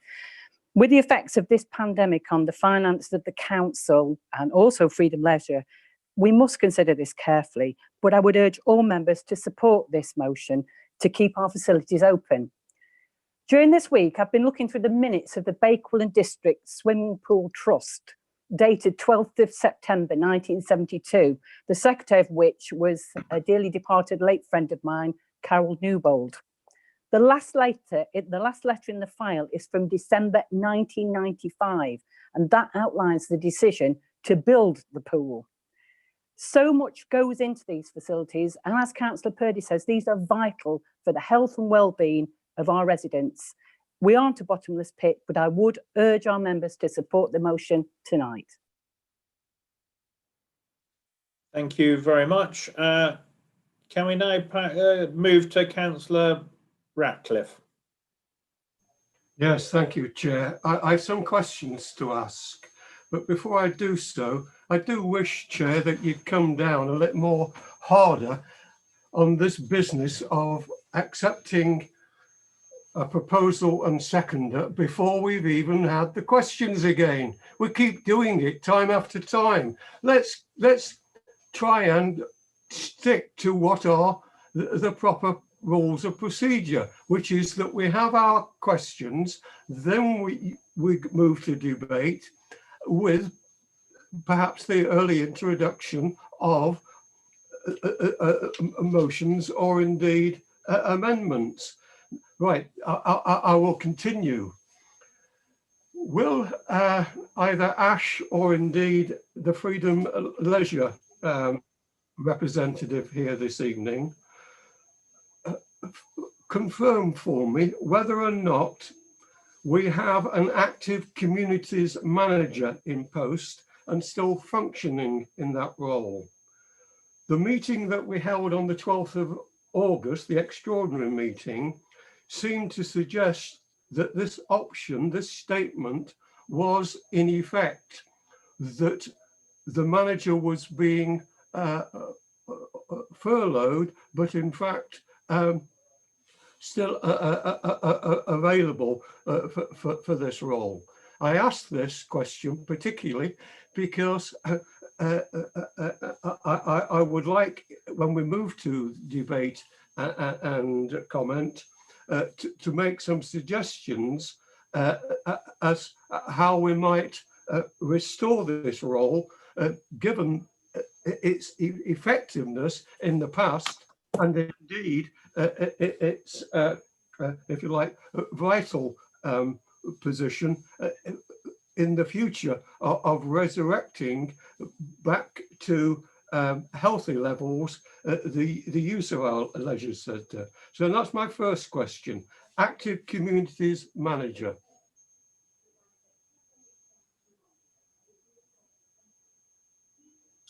Thank you, Chair. We do have an active communities manager, but he is furloughed, as are the other staff, and I'm happy to pass over to Andy from Freedom to give any more detail. Thanks, Ash. Thanks, Chair.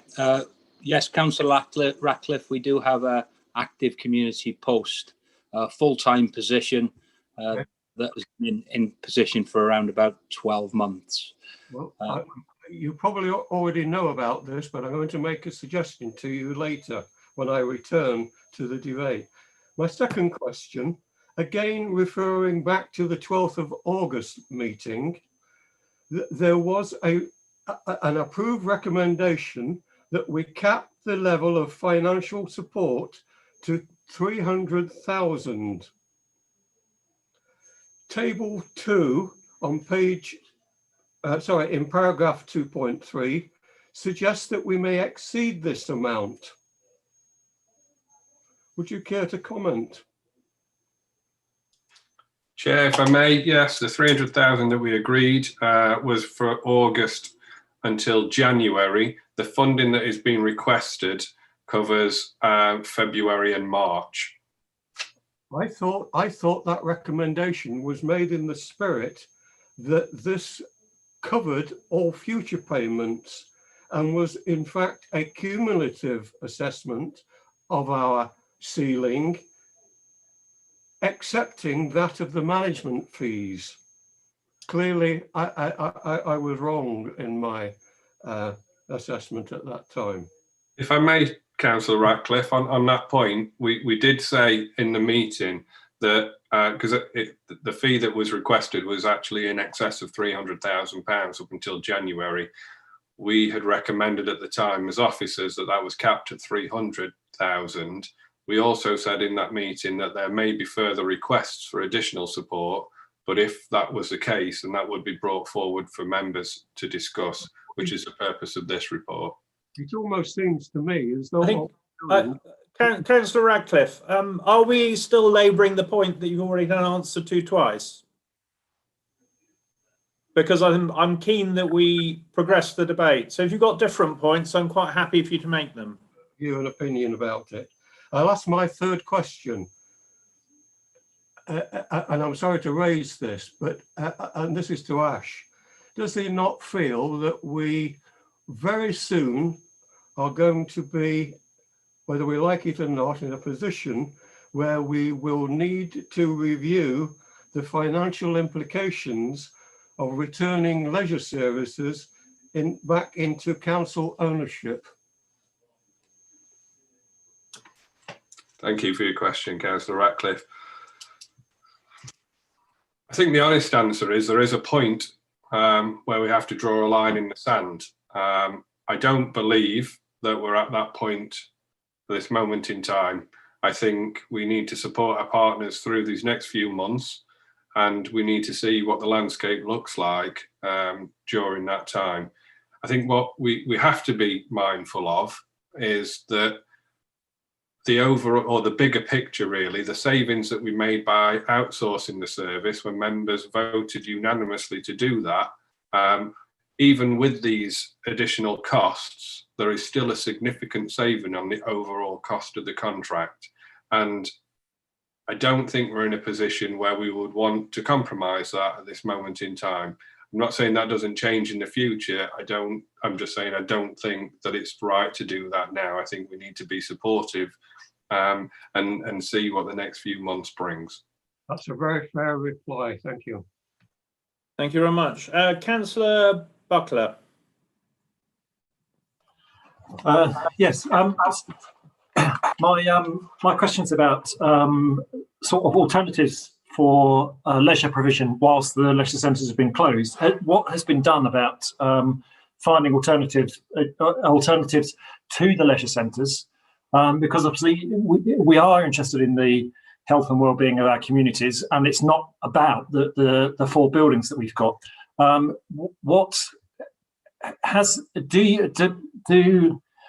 Do officers think that it has been a good use of our resources to how many people have used the leisure centres during this period of time, and could, thinking about going forwards, could there be better ways of spending money in order to get our communities active? If I can just pick up on some general points there, Chair, and then I'll pass over to Andy and Becky, who'll be able to give some more specifics. I'm happy to share the attendance figures with members. I know that Becky had done that in the annual report for leisure services, and we will do that again this coming year, but we can also provide recent performance in terms of attendance to members if they so wish for it.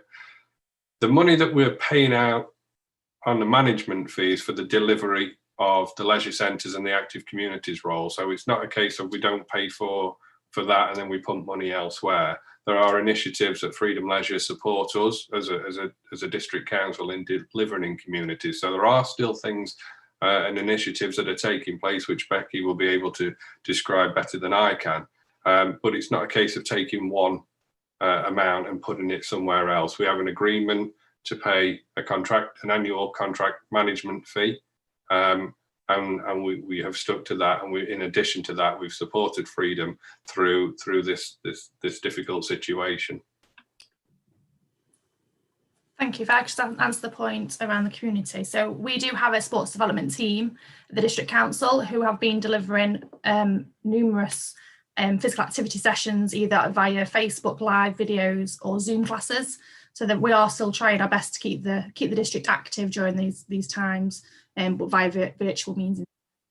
If I just pass over to Andy in regards to any of the figures for Freedom Leisure and what the figures were like for participation when the centres did open.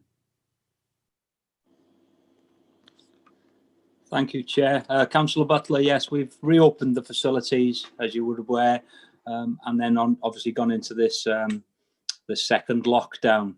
There's been some encouragement on some of the figures and returns, but we've been heavily impinged on social distancing measures and some of the booking and cleaning regimes that have needed to be put into place and are still in force now to protect people in returning to facilities. With the facilities now moving into tier 3, that puts some additional constraints on what we will look to do when we reopen the facilities from this next week. So the announcement today has put some further restrictions on the likes of the fitness classes returning, which can't happen now when we're in tier 3, etc. So we're waiting for a full announcement for the DCMS tomorrow, by the close of play tomorrow, on the implications of the various tiers and what would be allowed within leisure provision. But there's been lots of constraints on the return. However, we've still seen, a membership base across the whole of the contract, across the 4 facilities of close to 3,900 individuals. So that still shows that there is a demand for individuals to want to use their leisure facilities in the locality. But that figure's around about 32% from where it was pre-COVID. So those are some of the constraints that we're facing moving forward. And that was sort of my point, really. Is there an amount of finance that we could put in to mean that we support freedom leisure? But obviously, if we open the leisure centres and they're operating at a loss, would we be better off not opening them for the number of people that can come into them during this, when we're at tier 3, say? So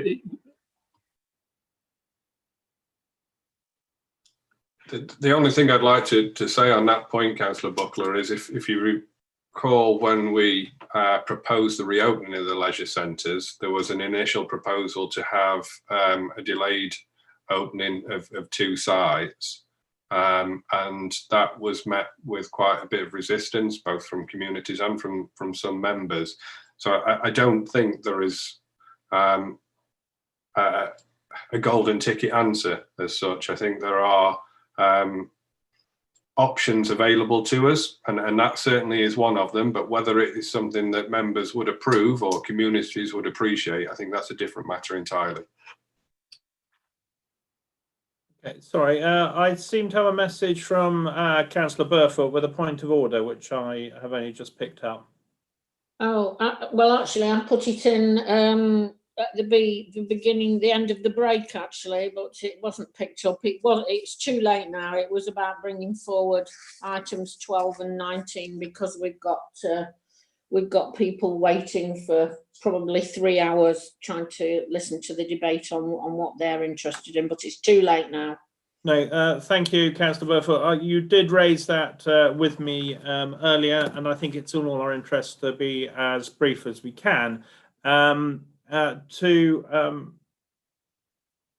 just continue with where we've got to, Councillor Morley.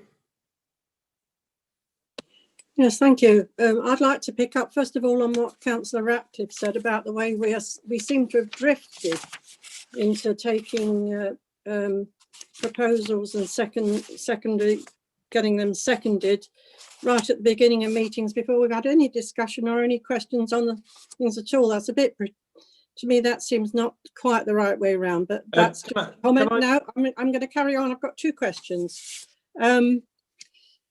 Sorry, before you answer the questions, yes, sorry, I'm chairing this meeting. Before you answer the questions, we need to provide some clarity on this.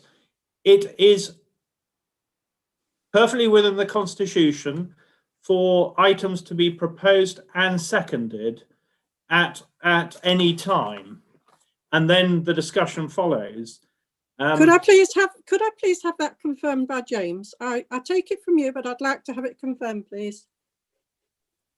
Through you, Chair, I'm aware of the practice in Derbyshire Dales, which appears to have previously been asking questions and then moving to what's described as debate. My job is to tell you what the Constitution says, and I've written to members not long after I arrived to outline what the rules of debate say in terms of the conduct of meetings. There's no provision in the rules of debate for questions to be asked. This happens at the discretion of the chair, which, you know, in terms of the conduct of the meeting, I think is probably helpful in terms of helping members reach a decision. But in terms of what the rules say, no speeches can be made, so that would cover questions as well as speeches, until a proposal has been seconded. So council here operates in a very different way to what I would be used to in my previous authorities, where officers present reports and then we take questions as if it was a scrutiny committee or another type of committee. At council, what would ordinarily happen in the other authorities I've worked at previously, these items would be moved by the relevant member, often the leader at council, seconded often by the deputy leader, and then you would enter debate. And members could put questions during that debate, and then those questions would be answered during the right of reply exercised by the person who who proposed the motion.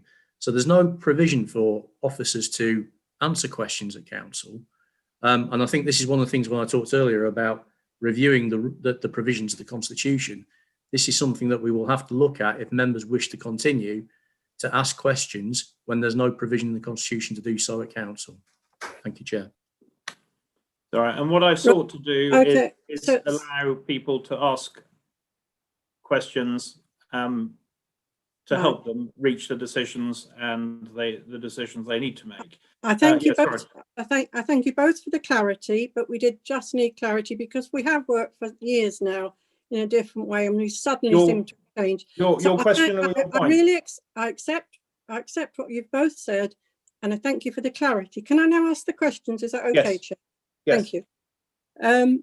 Right. At a meeting in August, we agreed that we would pay 50% of the salaries of non-furloughed staff, but there has never been, in this report, there's no figure as to how much that has come to, and it obviously comes into our consideration. So I wonder if anybody's got a figure for how much we are paying out and how much we will pay out until the end of March for non-furloughed staff salaries. That's my first question. The second one is to do with this money that might be coming forward from the Secretary for State for Housing, Communities and Local Government, which seems to be on the cards, but the deck is really well camouflaged. So I would like to know if that, what your opinion is, Ash, if you've got any opinion on it, as to how long you think this might be coming before it comes forward, so that we will know where we are with that in the helping towards these difficulties that Freedom Leisure are going and we're going through. And will that money definitely come to the council and not be paid to Freedom Leisure? That's what I want to know. Thank you very much, and thank you, Chair, for your tolerance. No, that's fine. If we could have an answer.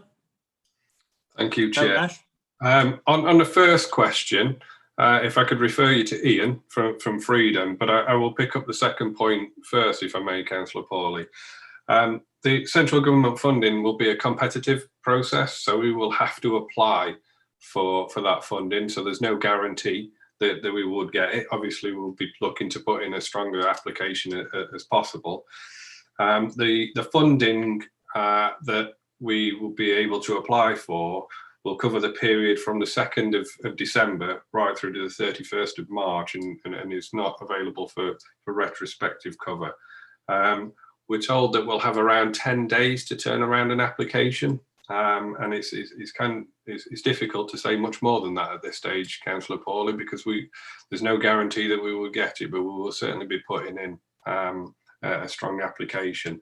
And that money will go to support the costs that we've provided to Freedom if members choose to do so. If I can hand over to Ian for the first question, please, Chair. Thanks very much, Ash. I I don't actually, Councillor Paul, I don't actually recognise the 50%, but you might be referring to the 80%, which is the furlough payment, which is the 20%. We get paid 80% grant for people who are on furlough. No, I don't recognise the 50%.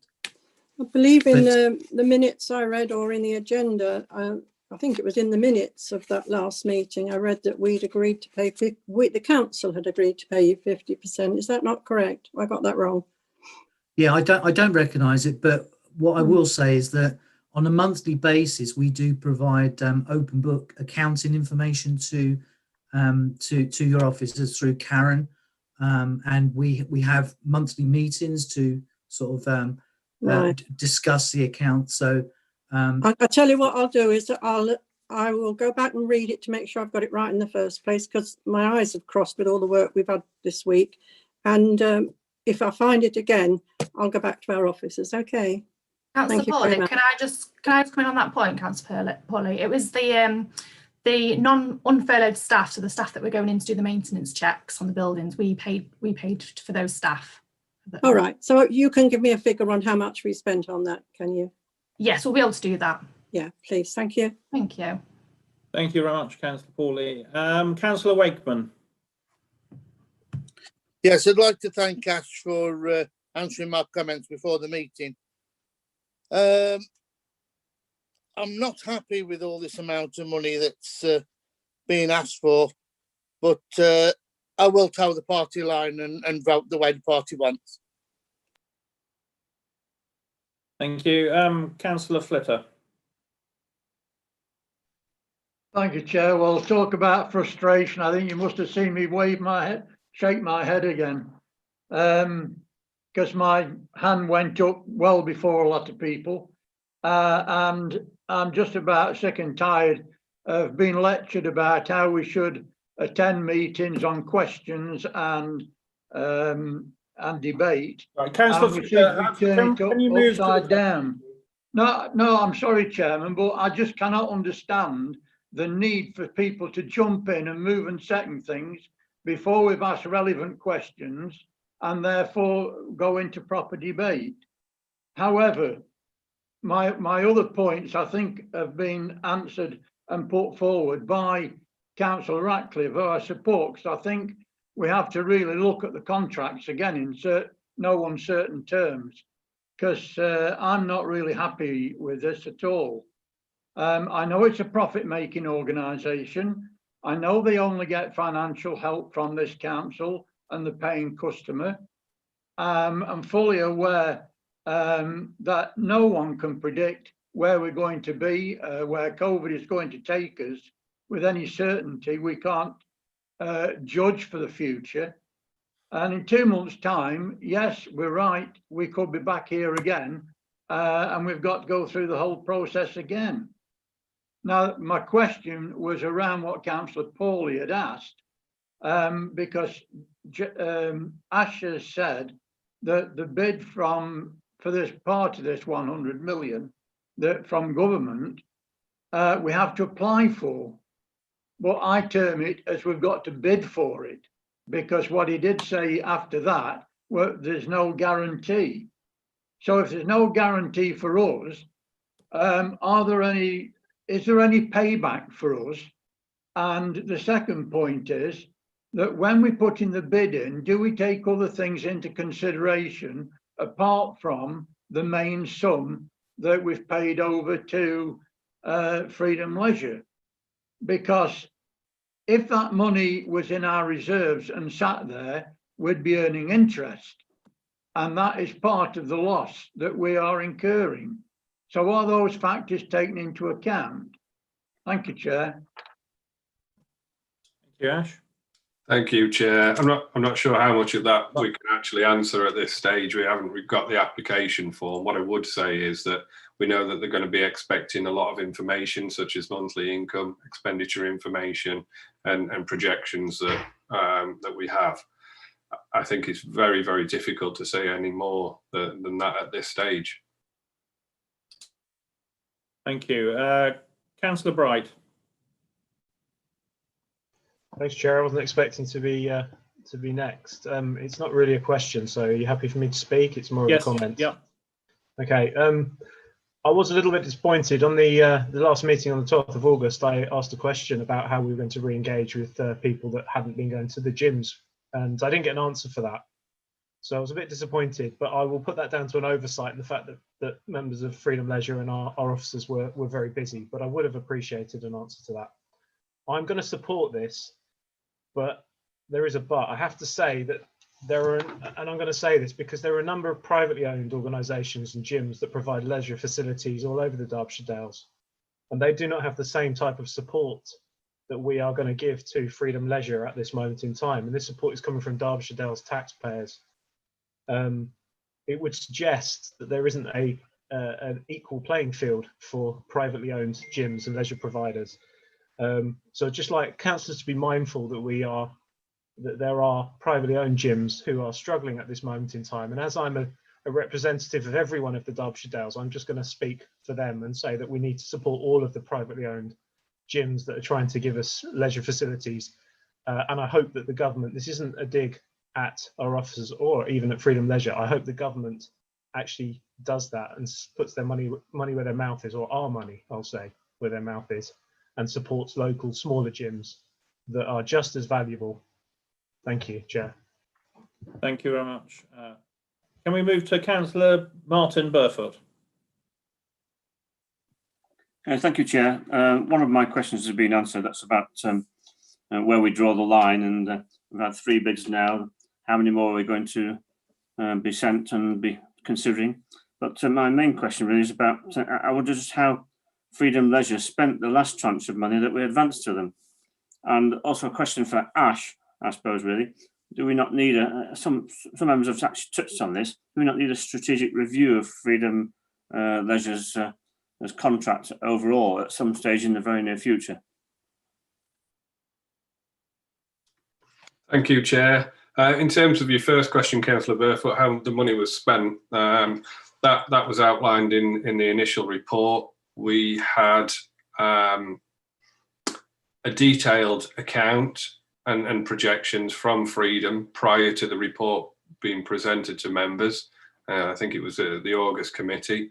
Those figures were scrutinised by myself, Becky, Karen Henriksen and a team, and members will also probably remember that we had been successful in an application for funding to appoint FMG to review the figures and to help us through this next phase.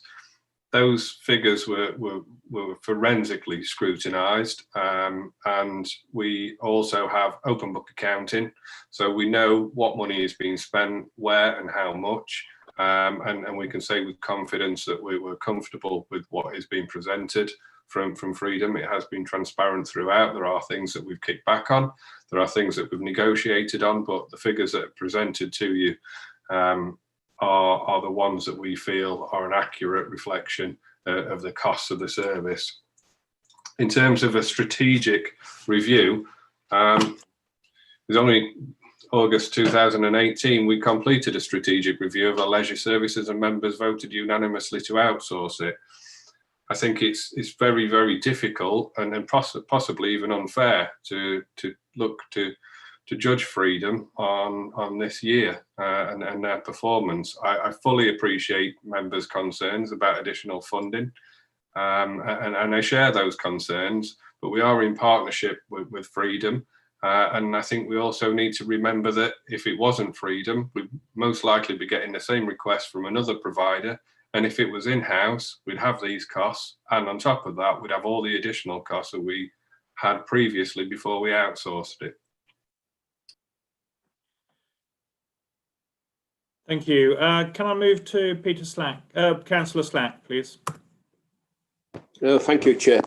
At the last time we tackled this, when we awarded a substantial sum of money, I did say at the time that if this kept occurring, like we'd have lockdowns, so on kept occurring, we'd be better really closing it down till the end of the financial year, like Councillor Buckley has already put forward. And it looks like, again, I know we in deep to coming out of lockdown again. But after with Christmas, giving people freedom at Christmas, I do think this is going to flare up again. I'm going to have a third run, I reckon, in January to February, and we'll be in the same position again. I do feel that unless the government comes in with money for us to assist us, I think we'd be better, same as Councillor Buckley has put down, closing down to the end of financial year. And as it looks now, with the vaccinations coming along, we might be better doing that, because when they open up again, we should all be getting in a better position. So that's one of my questions. Could we close down to the end of the year? Another question is, suddenly it was 145,000. Now it's down to less than half of that. Why has it suddenly dropped that amount? I can't really. Has somebody done the sums wrong, or what? That's another question. The second question. Yeah. Could I have answers to that? Thank you. Sorry, I was just making notes. Yeah, sorry, Ash. Can't agree with the sentiment of closing till the end of the year. Again, you know, I do share members' frustrations with the request for additional funding. I think you would find that the members of those leisure centres would not want to see it closed until the end of the financial year, and that's not what government guidance says. Yeah, maybe so. Sorry, Ash, it may be so, but really, looking at it seriously, we've got to take this virus seriously, and we should be closing down really till the end of the year, to be serious, in my opinion. Well, what I would say on that, Councillor Slack, is, you know, we discussed this at great length at the last meeting. Freedom Leisure have very robust risk assessments in place and measures in place to protect those who wish to continue using leisure centres. They're in line with national guidance. We've reviewed them. Becky makes her site visits, and we've seen nothing that changes our opinion on that. In terms of why the change in funding, you will have seen, I think it is 2.6 of the report. Sorry, I haven't got it in front of me, but I think at 2.6, it did say in the report that it is an estimate and it could change. It is a dynamic situation. We've spoken to Ian this week to get updates on that following the report being written. And what he's told us is that it reflects the performance of the centres between September and October, and also with the furlough being extended. So it is a change, and it should be a welcome one in my view. Well, thank you, Ash. Councillor Hughes. Thank you, Chair. Further to Councillor Bright's point, I'd like to ask a question to clarify a situation. If we were providing funds to cover losses to one of Councillor Bright's private gyms, there would be state aid implications. Are there state aid implications about doing the same with Freedom Leisure? Have officers considered any, if there are any state aid issues? I'd have to refer to Karen Henriksen, Chair, if that's okay, or Ian.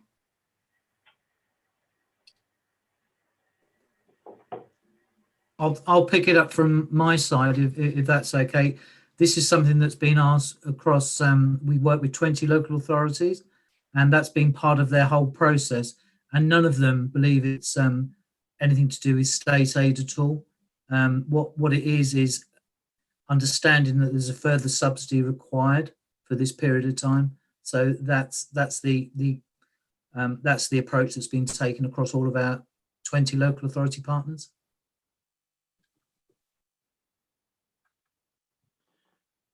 Thank you. Councillor Wayne.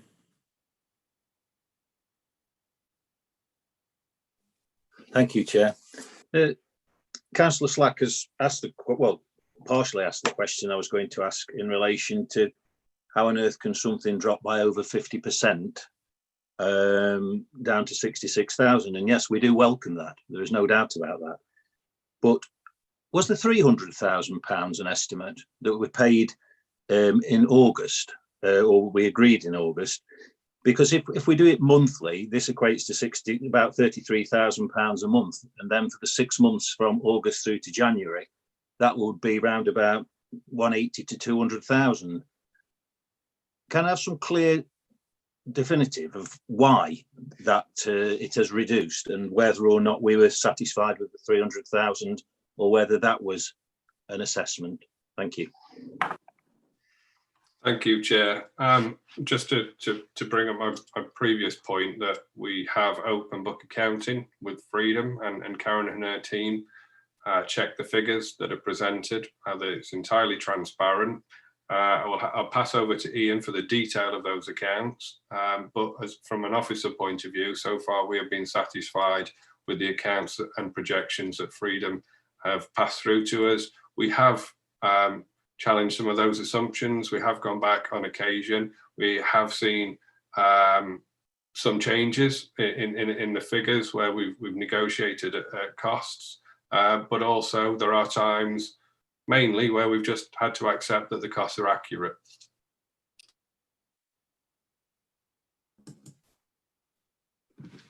Shall I just come in briefly on that? Again, what we've had to do back in July, this was when everything was put together for all of our 20 clients, including yourself, is to estimate on something that's never happened before. And we were predicting certain levels of income that would occur when we sort of came back. And actually Derbyshire Dales was probably a month later than July, when the others reopened.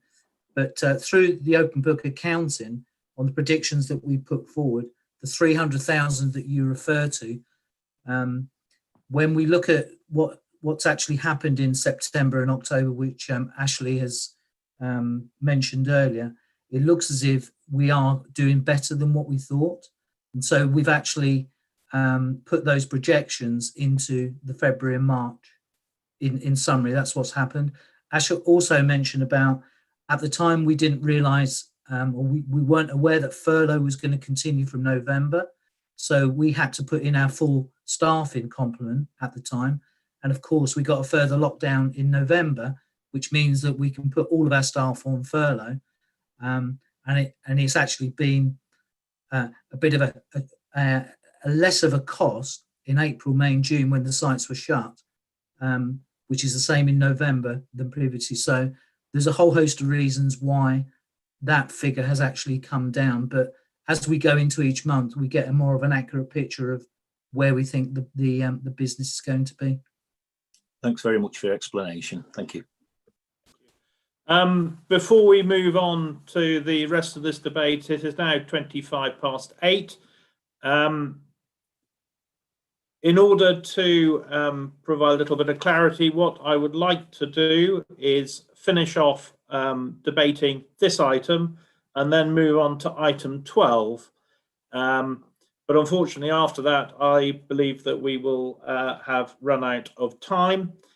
So I'd like to defer the rest to a future meeting. Could we vote on continuing this meeting to deal with the rest of this item 11 and also item 12? Could I have a proposer? Chair, I'll propose that. Thank you, Councillor Atkin. Seconded, Chair. Thank you very much, Councillor Morley. Do I need a vote of everyone to agree? Can you raise your hand? Agree to what? Just do next time. I suppose so. Sorry, just a quick show of hands as to whether you're prepared to continue beyond 8:30 to deal with items 11, which we're on at, 11, which we're on at the moment, and 12. Yeah. Okay, that's right. So we'll progress. Councillor Gamble. Sorry. Am I all right, sir? Yep. So, just 3 questions, really. Up until now, it's a repeat of the question I asked last time, actually, whether Freedom Leisure had any plans to actually do any extra activities, move to online, do anything like that to try and actually get some more resources in themselves. So can I ask, did they do that? And then the second question is, do they have any plans in the future to do that once they reopen next week? As I understand that the thing they won't be able to do is the classes. Is there any do they have any plans to move to online for the classes? Then can I just ask, to date, since the last update we had, have there been any staff movements? Has anyone been laid off? Has anyone been retaken on if they were laid off? And then just really a comment on the review that people have talked to. Rather than actually being performance, I would really like a review, an examination of the relationship we have with this company. Just in terms of getting reports through, and we say, if we don't give them extra money, they'll pull out. I don't think that's a very partnership type of view to be having. And I don't think we can just be held to ransom every time on the idea that they'll just pull out the contract. I don't think that's a good way forward. I mean, on a positive, I mean, I accept the reasons sound good for reducing the 66, and I'm very pleased that officers have done that, and well done for doing that. But then if you could answer the 3 questions, thank you. Yeah, thank you, Councillor Gamble. I will pass over to Andy or to Ian, or Andy and Ian. Andy probably will be best placed to answer the questions about extra activities, both past and future, and Ian to pick up the staff. If I may just pick up the point regarding being held to ransom, I feel I need to probably be quite explicit on this, in the sense that I don't think it is a case of us being held to ransom. I think we've got to be realistic. We're in a contract with a provider, somebody who's managing our leisure services. We have contracted them to do that. There was a set fee. It was the business model that was approved by members, and there will be a point where Freedom Leisure will feel that they cannot afford to run the contract. And given the circumstances, we've already been advised that we need to show a reasonable level of support. If we move to a position where Freedom felt that they could not continue to do that, then we as a council would incur the costs of that legal challenge and the costs of picking up the fees that we're paying or potentially paying out as terms of support, and all the additional ones. It's not a case of being held to ransom. I'm just trying to be realistic, Chair. That's the current situation. I agree. There is a point where there's a line in the sand, and that's something that we would discuss with members should the situation continue. But I don't think we're at that point. It is a partnership, and we have to try and work together. It's a situation that both organisations find themselves in. And I'll pass over to Andy and Ian, if I may. Thank you, Chair. Yeah, Councillor Campbell, I'll attempt to answer your 3 questions that you've put in. With regards to online or virtual classes, during this latest lockdown, the team at the Arc have produced some videos prior to closure, which have been posted regularly on the social media pages to encourage people to remain active while we were in this lockdown situation.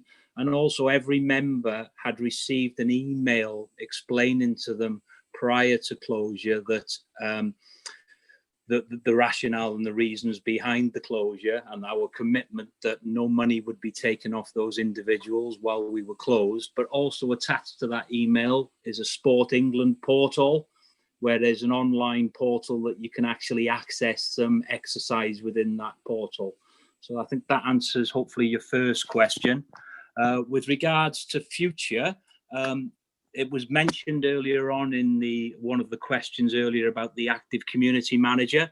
It was our intention to bring the active community manager back at the end of furlough, when the job support scheme was being touted at that time to come into fruition.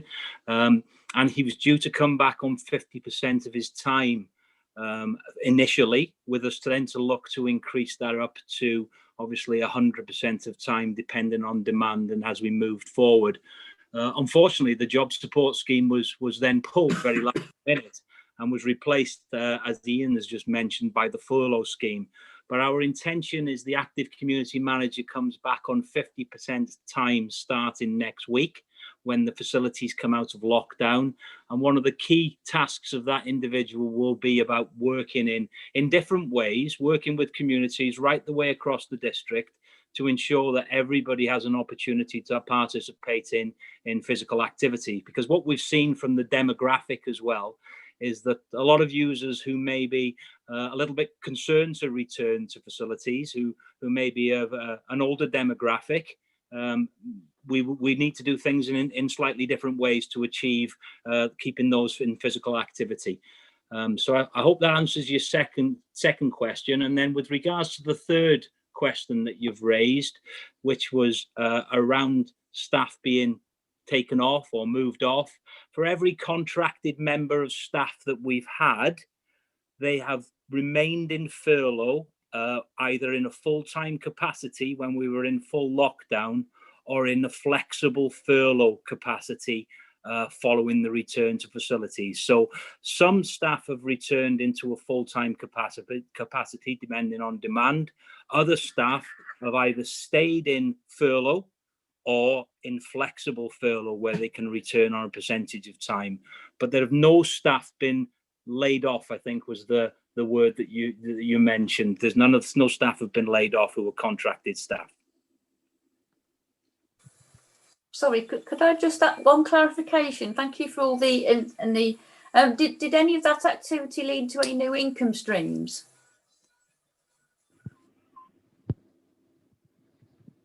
It's a little bit difficult to judge that one at the moment, because what we've tried to do is we've not limited it just to members who are within the facilities during this 4 weeks. So there's some live feeds that have gone out or posted feeds on social media, on Facebook.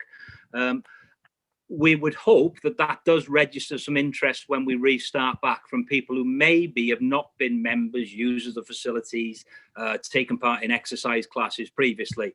One of the restrictions that we have got, unfortunately, when we do restart back, though, this week, is now that, as I mentioned earlier, now that we've landed into Tier 3, then fitness classes in indoor facilities aren't going to be able to be delivered initially. But again, that will be a task for us to consider whether we continue with some online, some live posting on Facebook channels, etc., try and keep people active, and that'll be a key task with the active community manager and the exercise professionals when they return back.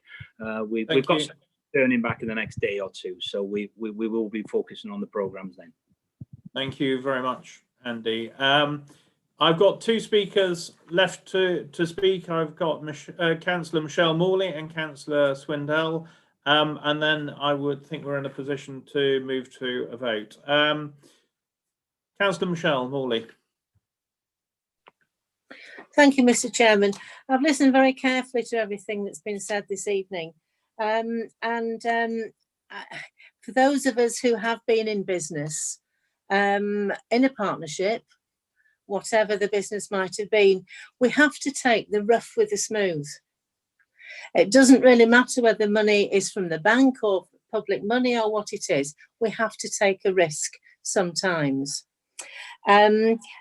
Councillor Bright made a point about private gyms, and yes, many are struggling, but I'm pleased to say that some have been able to get grants as well. And it's hard for everybody, and to be honest, I feel that, you know, we're damned if we do, we're damned if we don't. Nobody saw this coming at all.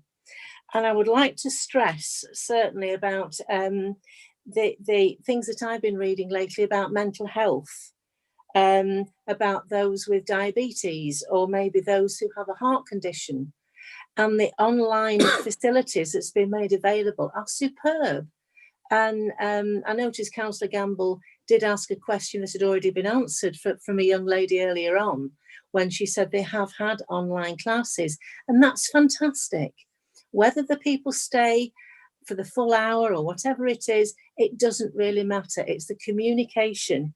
And I think the mental health and the welfare of our residents should also be considered. I certainly don't think that there should be any closing down of the business till the end of the financial year. That would be drastic. And I don't want that to happen. One member also made what I consider to be a very naive comment about the vaccine.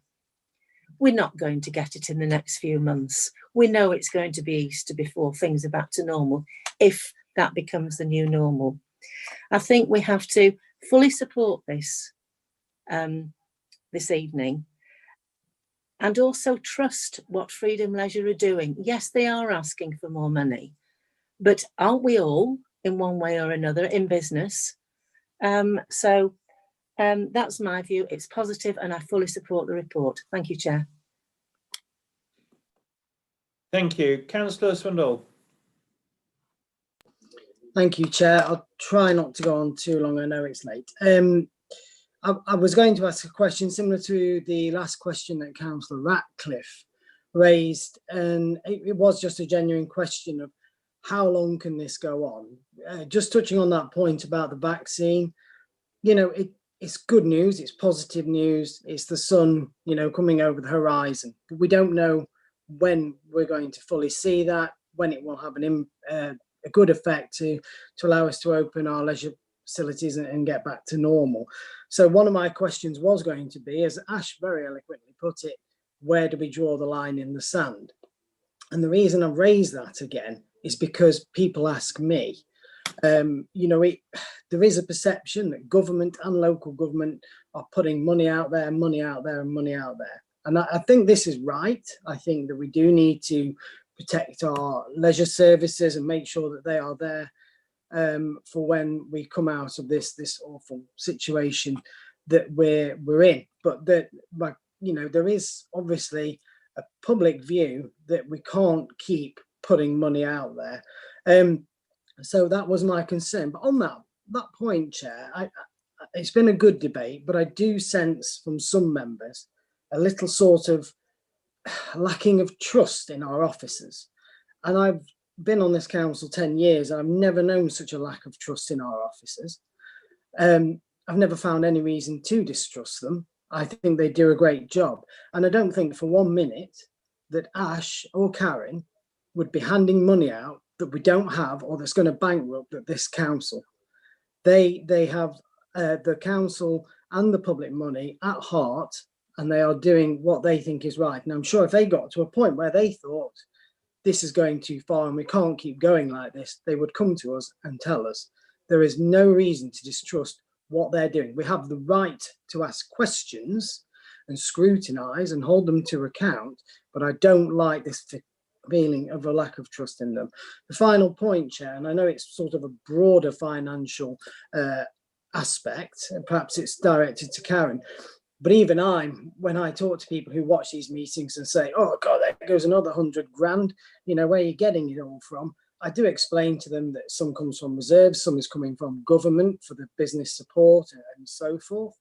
But sometimes I find I get myself in a bit of a tangle when we get into detail.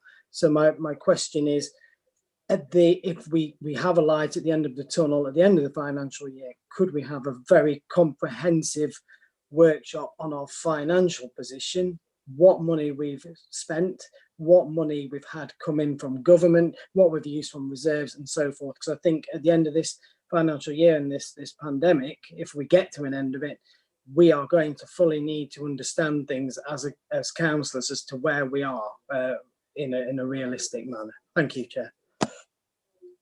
Thank you very much. I've also had a message from Councillor O'Brien, who wants to speak. I will let you speak. Do you want to? Thank you, Andrew. As briefly as we can. Yes. Just 2 points, Chair. But one question first, then I'll ask them all together. One question, then 2 points. First question is, can we just have an assurance that the Bakewell pool will open next week after lockdown and with the same opening hours as before lockdown? That's my question. My points, which don't really need an officer answer. I very much want to endorse what Richard Bright has said, that the same point has been made forcibly to me by a small private gym in my ward, which has received absolutely no support other than some rate relief. struggled on. Hopefully, hopefully he's able to open next week. They haven't been able to keep their managers in full employment during this time. They've had to make do on next to nothing. I think it is a lesson to look at other progressive authorities who have taken this on board and who have offered loans rather than grants to such gyms who do provide a service of great value to the local community. So I think that's something for us to bear in mind. The second point I want to make sort of harks back to something Colin said a few moments ago. I don't think it's a question of not trusting officers. And this debate is a very similar debate to the one we had in August, and a very similar debate to the one we had when we looked at the management fee. There's a lot of wringing of hands and saying this can't go on, and then we just carry on doing the same thing. So there does have to be a point, and we don't think we can keep putting it off. But when I looked at the figures which were forensically arrived at for in August, for our August deliberation, I find that the estimate for August was 43% out. The estimate for September was 10% out. The estimate for October is 122% out. And for January next year, it's estimated that the forensically arrived at figures will be 144% out. So that's the reason why I feel that there is a need to sometimes question some of the evidence that is given to us.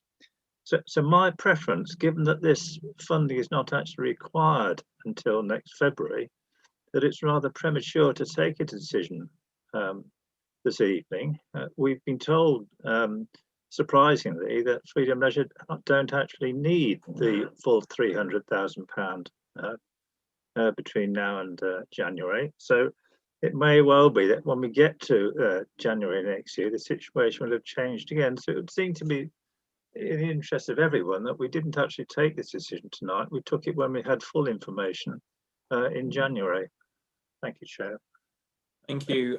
Have you got a response, Ash, to the Bakewell pool on Monday? Yeah, if I may, Chair, I will pass the response on Bakewell. I know that there are shorter evening hours, but Andy will be able to give the detail. But if I could just pick up on the point that Councillor O'Brien has just raised, absolutely right to look at those figures and to question them.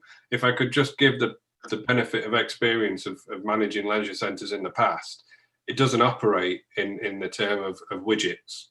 You make your projections, you do your business planning, but it's all impacted by demand. Now that demand is in itself impacted by weather. It'll be down to current confidence levels with the current situation. And that'll vary depending on the demographic, what people are seeing in the news. It's very, very difficult to say it's going to be X, Y, Z, and then it just happened, because it isn't a conveyor belt. It's down to customers coming through the doors, memberships being taken out. Some people will have spent the summer exercising from the home. They may not wish to renew their membership because they've got used to a different method of exercise. Others will be glad to get out of the house and will therefore go and take out membership. So it doesn't always run as projected. So there will be fluctuations in that. But absolutely right to challenge the assumptions is exactly what myself, Becky, and Karen and her team do. When we say we're confident, we are confident in the thinking that goes behind it and the projections that Freedom are putting forward, because we have the debate and we push back, we accept certain things for what they are. But I think it's important for members to appreciate that this is not dealing with widget, a different type of industry to that. And if I can pass over to Andy for the Bakewell opening hours, please. Yeah, thanks, Ash. Thanks, Chair. Councillor O'Brien, all 4 sites are due to reopen back in this week, obviously the 2nd of December. Bakewell Pool, we've made a slight adjustment, which we've communicated with the District Council, with the officers, with Becky.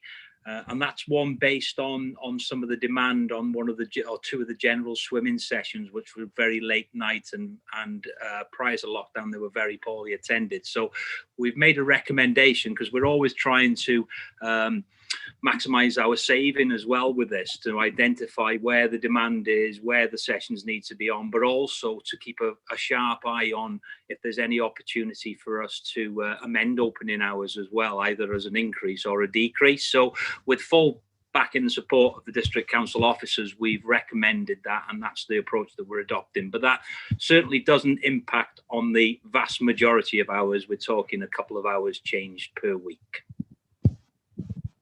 I've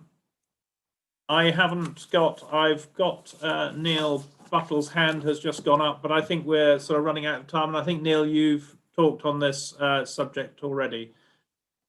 So I would like to move to the vote. Chair, before we move to the vote, can I just, we had a different number from the 143,000. Yeah.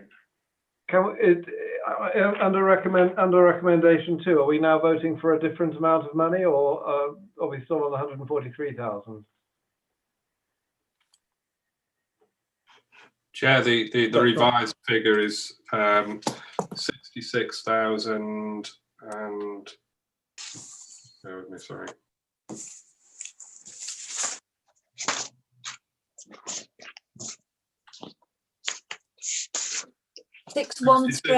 It was. 613. Yeah, thank you, Councillor Gamble. Yeah, 6613. 66613. Chair, as the mover of the motion, I'm noting that figure, and that's what I'm moving. 66613. Thank you very much, Chair. But I'm going to interrupt, because I actually haven't spoken on this matter. Okay, we can prolong. I'll let you speak, Councillor Buttle, but if you could be as brief as possible, because you did put up your hand after I said we were moving to the vote. But I will allow you to speak on this occasion. But can you keep it as brief as possible, because I'm using my chairman's discretion.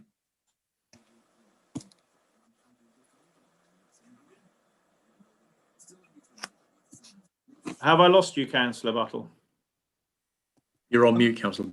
Oh, right, and there we go, I'm ranting. I'm going to support this, and I'm going to vote against next time they come. So, like, they know not to come again. They've had enough. We'll give them this, and we should stop. Thank you. Thank you very much. Great. Now, we are now moving to the vote, which is as detailed in the recommendation on 17, with the exception that the figure has been substituted on item number 2 to 66613. Sorry, could I just ask for some clarity on on the vote? 66613. It's 66613, but 163. do I understand we're voting for recommendations 1 and 2, not 3? We are voting for the recommendation as printed there, with that one amendment to the figure. Can we just confirm the figure in recommendation 2, which I said was 66613? Is that not correct? That's correct, Chair. Yeah. Sorry, Ash, could I ask you to come in again, because I thought you said that the 290 that Freedom Leisure didn't need, and you thought that it was more relevant now for us to do that later. So I at that point, I thought we'd probably be only voting on recommendations 1 and 2. The third point, Councillor Gamble, is to note that there has been an initial request, but officers don't think it's now time to agree to that figure. Okay. Can we move? Buying that. Sorry. I think we've got the information we need to move to the vote, and therefore I would like to do that. The recommendation's been moved and seconded. Can we move to the vote, please? Thank you, Chair. Councillor Allison. For. Councillor Archer. For. Councillor Atkin. For. Councillor Bright. For. Councillor Buckler. For. Councillor Bull. For. Councillor Martin Burfoot. For. Councillor Sue Burfoot. For. Councillor Buttle. For. Councillor Chapman. For. Councillor Cruz. For. Councillor Donnelly. For. Councillor Elliott. Councillor Elliott. Councillor Elliott has left the meeting. I did see it on the screen. Thank you. Councillor Fitzherbert. For. Councillor Flitter. Councillor Flitter. Abstain. Councillor Froggatt. For. Councillor Finesse. For. Gamble. Abstain. Councillor Hill. For. Councillor Hobson. For. Councillor Hughes. For. Councillor Lees. For. Councillor Tony Morley. For. Councillor Michelle Morley. For. Councillor O'Brien. Abstain. Councillor Pawley. For. Councillor Purdy. For. Councillor Ratcliffe. Abstain. Councillor Rose. For. Councillor Salt. For. Councillor Shirley. For. Councillor Slack. Abstain. Councillor Statham. For. Councillor Sutton. For. Councillor Swindell. For. Councillor Wayne. For. And Councillor Wakeman. For. Yeah, that's 31 for and 5 abstentions. Thank you. So that is carried. Can we move on to the next item, which will be our final item tonight? Item 12, the Ashbourne Recreation Ground Pavilion. Can I hand over to Becky to introduce us? Thank you. So we took a report to council on 27th of August, where it was resolved that a further request, if required for additional funding of the £175,000, could be considered at a future council committee. So a further request has since been come forward, as you see from Appendix 1, the letter from John Lake. So since the 7th of August, we've worked very closely with Ashbourne Sport and Community Partnership. So we have a draft lease now in place, which has gone through our solicitors and through their solicitors as well. Also, since August committee, the English and Welsh Cricket Board have been prepared to fund the project with £250,000, but on the condition that the fund is spent by the 31st of January. So to enable this spend by the 31st of January, they require around about £779,000 in position to begin phase 1 of the project. So this is why the additional request for £175,000 has come through from Ashbourne Sport and Community Partnership, as this would then enable phase 1 of the project to commence, and they're able to let a contract to the contractor, as this money's got to be spent by the end of January. So the financial request may not actually be called upon if other funding applications come through. Obviously that money needs to be there to let this contract to the contractors. So it would just sit as a reserve to enable the £250,000 to be awarded from the ECB. I'll pass you over to Mike, who will be able to tell you more about the contract itself and the buildings on the recreation ground. Yes, thank you, Becky. So just to add a couple of things to the report. Obviously, since the last time this matter was considered back in August, there has been a lot of work and a lot of professional work that's been done by the Sports and Community Partnership in order to try to progress this scheme. to give some examples of that, they've refined the scheme, they've done some cost engineering, they've selected a preferred contractor, and they've been working on some enabling works, which includes the relocation of a high voltage cable, and done a lot of work around that. And of course, they've also been working with funders to try to secure additional funding for the project, particularly with the Football Foundation and with the Cricket Board, which is the mentioned in the report tonight. At the time this was last considered, the resolution was that if additional funding, this additional 175,000 was required, that the group should come back and that should be considered at a further meeting of council, hence this report. And the main reason for this report and for them needing the additional monies now is to allow this contract to be placed with their preferred contractor, and that will enable the English and Wales Cricket Board conditions for their grant to be met, which would enable that grant to be in effect taken. And I think there's a couple of points to make on that. That payment that would be made and needs to be made by the end of January next year is not the money that's the subject of this report from the District Council. It's the money that the English and Welsh Cricket Board would be providing as part of this. And that money would be paid to the contractor in an insurance-backed arrangement.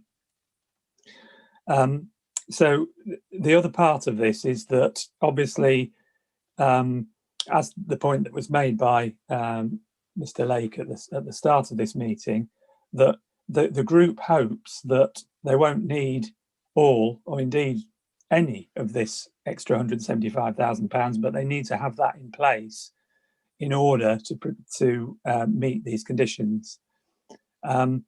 And having worked with the group with Becky for a considerable time now, I think I've got no doubt that they will use all of their endeavours to try to secure this additional funding, such that all or most of this additional funding won't be required. But we need to have it in place in order to allow them to place this contract.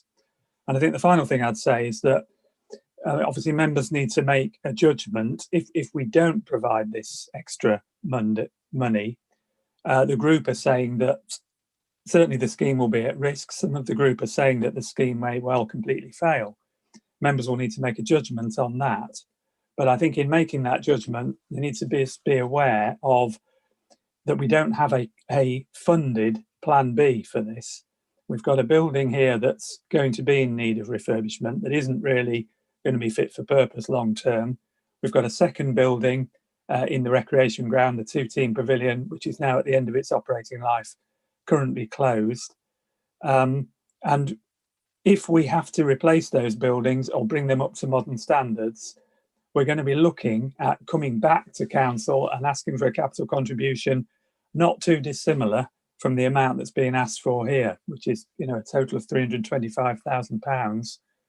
Or if this additional money isn't all used, it could be as little as 150,000. And with that, if this scheme succeeds, we get a building or building works worth 850,000 invested in a new state-of-the-art building for Ashborn.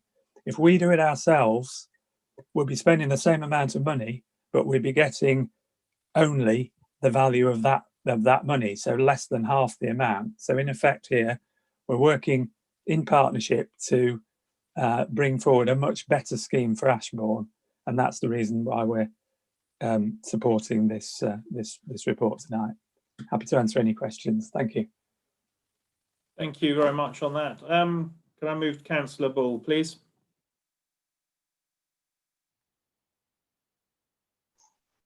Yes, thank you, Chair. Well, one of my questions has been answered, and Mike has just like foregone on what I was going to actually say. I am prepared to move this, but I shall wait if needs be prior to anybody else asking questions. No, I'd be happy to accept that being proposed now. Councillor Donnelly. Can I make a comment on it then, if that's possible? Yes, or yeah, yes, if you want to make it now, If or you want can to reserve- accept, the proposal is that I feel that we should be going for this now. Mike has reiterated that, you know, we're not being hung over a barrel to say that, you know, if we don't do it, it's going to pull the plug, but there will be a bigger cost into the district. They are actually, it is an asset, a facility of the districts. We are trying to support sports and the likes in every dimension. And so giving this amount of money, which in hope won't be needed, but they've got to get it off the ground and start moving now. And if you look at all the figurations that they're stating for the cost of the whole project, take away what the potential fees are and what they will gain, they will be able to raise that money without the 175. But it's just a case of having it there now so they can start, so that the cricket board will give them the money that they have pledged before the end of January next year, providing things have already started to work and show that that funding's there. So I'm fully aware of all the situations. It sounds a lot of money again, but we're trying to revamp up some equipment that belongs to the district, same as if we go to Bakewell Road and it's an asset of the district. So I'm quite prepared to propose it. Thank you. Councillor Donnelly. Yeah, thank you, Chair. Thanks. I was thinking on the same lines as Councillor Bull, and I think I should really a vote of thanks goes to the committee, which has been long, hard working on it, and also to Becky and to Mike, who I recall myself and Sue going down to the initial meeting there, and it seemed a long way off now. But I think things have progressed in such a way that we've got to support this. I think it'll be a great asset and a feather in the cap for the district council when this actual building is erected. I think this is also a war memorial building, as we reckon, as they say. Equally, I think that it'd be a fitting tribute to the memorial of the Memorial Gates in Ashbourne in 2022. We could have a building of this erected in remembrance of all these things as well. I think it's imperative that we support this, and I'm sure that it'll come to full fruition in the very near future. So I'm happy to second it. Thank you very much. Councillor Ratcliffe. Yes, thank you, Chair. I have to say I find this extremely frustrating, if not downright annoying, that we should have this in the current financial circumstances that we're facing, and indeed in the light of other requests this evening and in other forums. Can I ask the question to whoever? Why was it determined that this was a low priority project as per paragraph 3.2? And would I be right in thinking that the 175k wasn't required at that point, and it was thought that funding would be completely forthcoming from other sources? Why wasn't the additional financial requirement built into the capital programme in the first place? Why not bring some contingency funding forward that would cope with something like this? Why has it been left to this juncture? Is that Becky or Mike? Could I answer that, Chair, if that's possible? I mean, I think the reason for this is because it follows the resolution from the August committee. This isn't a new bid for this money. This bid was included in, and indeed there was a letter from John Lake, the chairman of the group, back in August. And when council considered it, they made the judgment that if to approve some of the funding, which was about £150,000, but that the 175,000 would be looked at further should it be required, should the group consider that that was required, they should come back to us and we would come back to the council. And that's why we've brought it. We've brought it because it's following on from the committee resolution. Now, obviously, there's a lot of calls on finances, you know, across the council, and we get that. We can only talk about the merits of this particular scheme, and it's in members' gift then to decide which schemes they support and which they don't. But that is the reason why it's been brought back. It follows on from the last report. Thank you. Could we move on to Councillor Wayne, please? Thank you, Chair. I was very reassured by Mr. Lake's presentation earlier on this evening. I think it's an excellent, it's going to be an excellent facility for Ashbourne and for all those young people and adults that have undergone a lot of trauma throughout this COVID pandemic. Hopefully there will be light at the end of the tunnel and they can go and enjoy themselves on there. They're obviously a very committed group of people, and from what they've done, it's fantastic the amount of money that they've secured. What I would like to just ask the question of, he did say earlier on this evening that they required £159,000 to build it up to the £779,000 that they would need for the pavilion. That would give them the required amount. As a council, do we have to pay the £175,000, or could we pay the £159,000, £16,000 less, and protect our asset a little bit?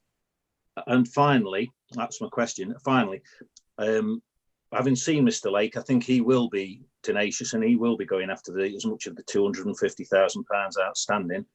But I'm just thinking about protecting a small amount of our finances. That's all. Thank you, Chair.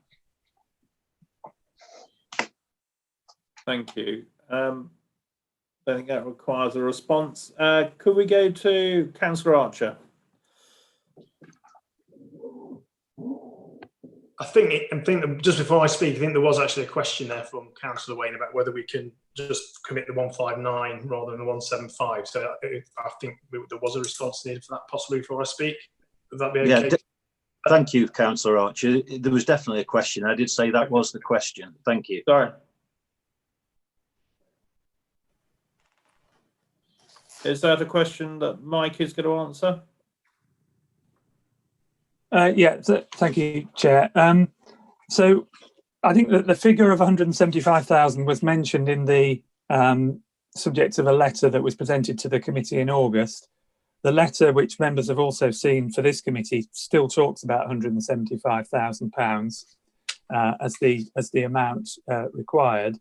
Obviously, subsequent to that letter, Mr. Lake has spoken this evening, and he has referred to a lesser sum of 159,000. I think that's simply due to time having elapsed and other forms of funding having come in place. So that's sort of really new information to us. That's in the in what Mr. Lake has said this morning.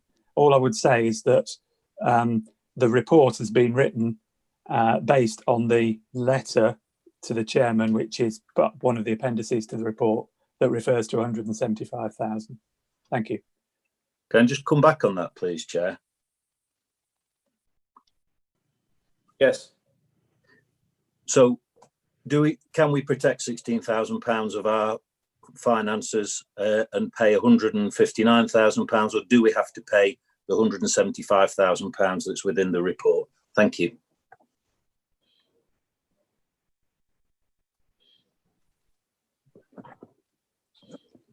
I think, for my chair, we would have to clarify that, because the request that we've had from the group is for 175, and that's the basis we're presenting the report this evening. Obviously, the chairman of the group has spoken, and he has mentioned a lesser figure of 159, but the report is based on the 175. That's the information we had at the time the report was drafted. Okay, Councillor Archer. Thank you, Chair. Can I just start by thanking Becky and Mike and also the team from the group. They've done an incredible amount of hard work. It's an excellent report and a really good summary of the report tonight that you've given. For me, this should be a no-brainer, really. We already debated it in principle and voted for it in August unanimously. The reason I think it's a no-brainer is because we're looking at committing maybe 159,000, which we may not even have to spend, to try and bring in a facility that's going to be worth closer to £1 million, which will be paid for largely by outside investment to bring that facility into the town and into the district. To vote against it now would mean we will be back to square one. I do think that the whole bid would probably fail if we voted against this now. We've lost the ECB funding. I know the details pretty well and the position they're in. If the ECB funding doesn't come through, that will leave a big hole. So we do need to support it now. If we don't, we're back to square one, which will mean that we as a district council are left responsible for a facility that is entirely unfit for purpose. Why it's seen as a low priority, I really don't know. Anybody who sees it, it is not a low priority. We've got a sports facility in the rec with multiple pitches and literally no fit changing rooms at the moment. This facility has to be built. It simply has to be built. So if we don't support this now, we'll be left having to build a new facility, which will cost us substantially more than we're being asked to commit at the moment. So to go against it at this stage would be just foolish. It's just a complete no-brainer. We just have to vote for this, in my humble opinion. Thank you very much. Thank you very much indeed. Could we go to Councillor O'Brien, please? Thank you, Chair. I think the committee have done a brilliant job, and I think sometimes we don't appreciate here how difficult it is to put complex projects together like this with various funding streams. They're not like our council officers with all the professional background, who've done it before. A lot of that is being done for the first time, so there are various hiccups. It's not always possible to dot all the I's and cross the T's. But I think they've done a great job. I do want to ask one technical question because it does influence my view on this request. The England and Wales Cricket Board have generously said they're going to increase their grant offer to the £250,000, and the report says that has to be spent by the end of January 2021. Are they saying that if the £250,000 is not spent, the whole grant would disappear? Or are they saying that the additional grant would not be forthcoming, but the original grant would still be paid? If I that one, Chair. As far as I'm aware, it would be the full 250 would be pulled. They'd have to pay that money back if it wasn't spent within that time frame. But they will probably be able to apply again for other funding. But again, it wouldn't be at the same level as what the 250 is currently at. Okay, so it would be the full increased grant. They wouldn't revert back to the previous approval.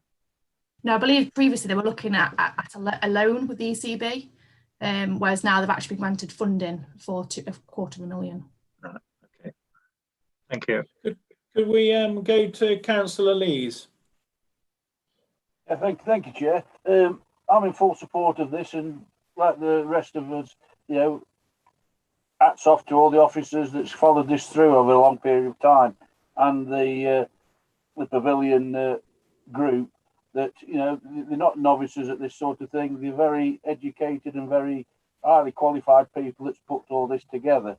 And I think what we're forgetting is that this 175,000 is more of a guarantee, not of a use me up money. It's a guarantee so that they can get on with this project and get it moving, and let's get a facility second to none in Ashbourn that's going to be the full benefit of this council, the district council. It's a full asset, and it's got to go forward. And as regards to the war memorial side of it that I think Councillor Donnelly brought up, it is a war memorial, and the war memorial is going to be built back into this project for the year 2022. So I fully support this project. Thank you. Thank you very much. I've got 8 people to speak. It is now 9:15. I'd like to deal with this as quickly as we can. Councillor Morley.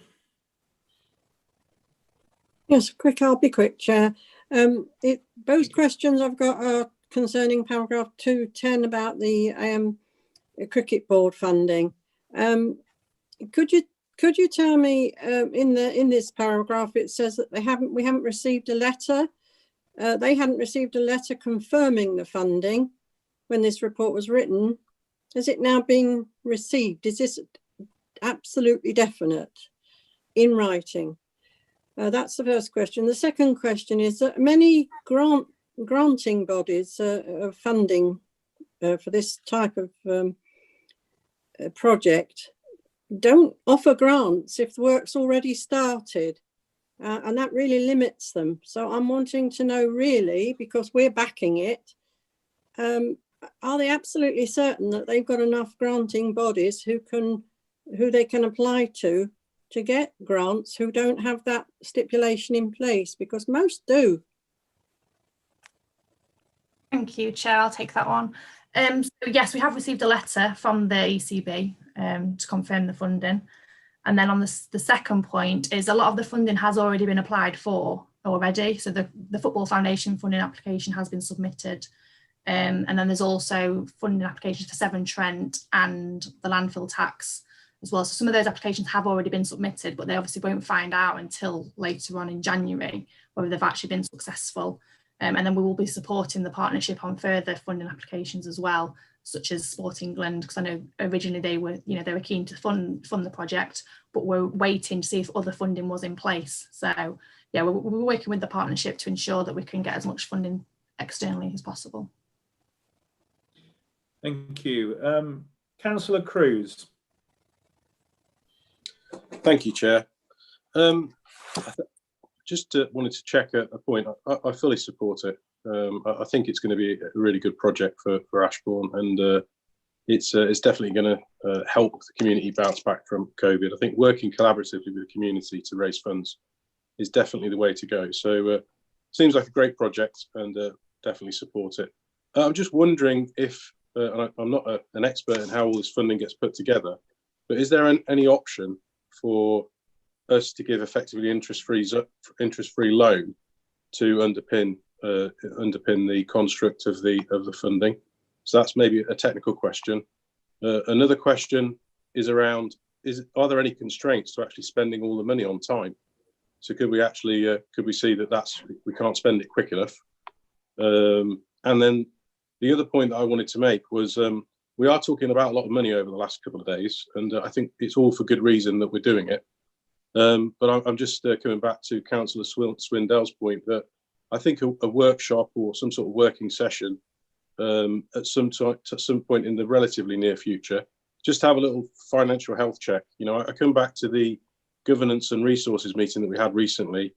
The audit that we had was very strong for our council, and the team do a great job on the financial side of things. I think it's really just about building my understanding, and I guess other members may feel that it's not in any way questioning or lacking trust in our officers. It's really just trying to build our understanding. Particularly residents will ask us questions, so we want to be as knowledgeable as possible. So I think an educational session sometime in the relatively near future would be really helpful. Thank you. Thank you, Chair. If I could come in for the second question around the funding and the conditions. I know for the ECB funding, that does have to be spent by the end of January. The other funders are further along, but however, phase one of the project will start really from December once the contract is in place. So that the spend will be, they'll be able to spend that money quite early on, to be honest. I'm not sure whether to pass on to Karen though for the first question in regards to the loan. I think in principle the council could offer a loan, but I don't know how that would impact on the group's business plan, because they're obviously hoping for a grant if it's needed, and they won't have budgeted for the repayments for a loan.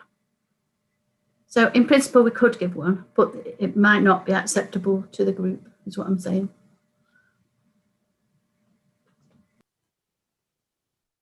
Thank you. Could we move on to Councillor Gamble? Thank you, Chair. Mine will be very small and very quick. Just a very slight thing of wording to make maybe Councillor Wayne happy. Could we just put in the wording that we afford a grant up to 175, so that then it can be whatever the group feel when the point it transfers over the amount they need, but we've actually authorised up to 175. And then just to say, really, I mean, this looks a fabulous project, and it looks, I mean, and it looks as if they've done a really good job on it. So just well done to everyone.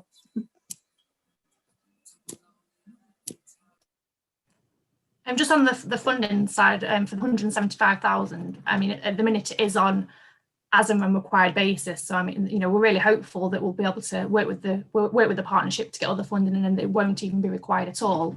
But you know, obviously it depends on the funding applications that go in and how successful they are. But you know, the hope is that it will only be called upon on an as and when required basis, and hopefully not required.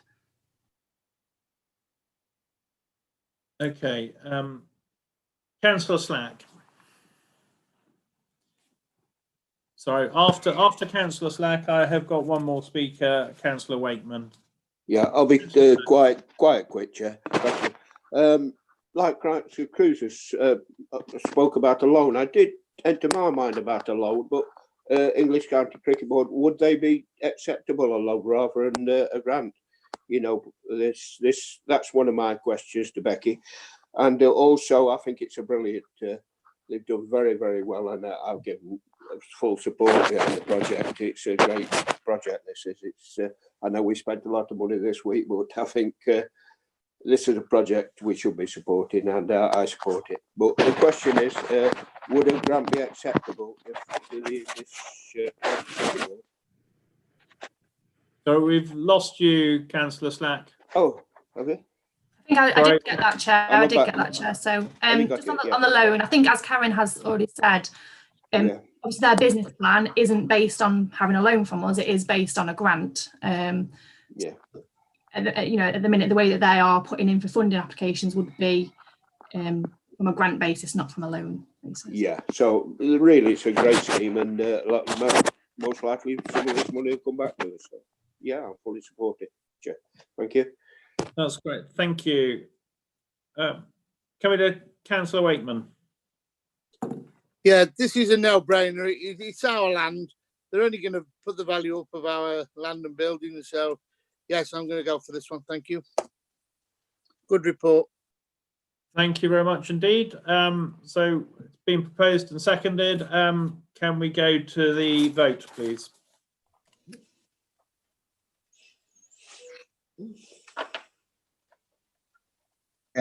Just for clarity, I think councillors Bright, Chapman, Elliott, and Sutton have left since the last vote. If any of those are here, just let me know. Okay, thank you. Councillor Allison. 4. Councillor Archer. 4. Councillor Atkin. 4. Councillor Buckler. 4. Councillor Bull. 4. Councillor Martin Burfoot. 4. Councillor Sue Burfoot. 4. Councillor Buttle. 4. Councillor Cruz. 4. Councillor Donnelly. 4. Councillor Fitzherbert. 4. Councillor Flitter. 4. Councillor Froggatt. 4. Councillor Finesse.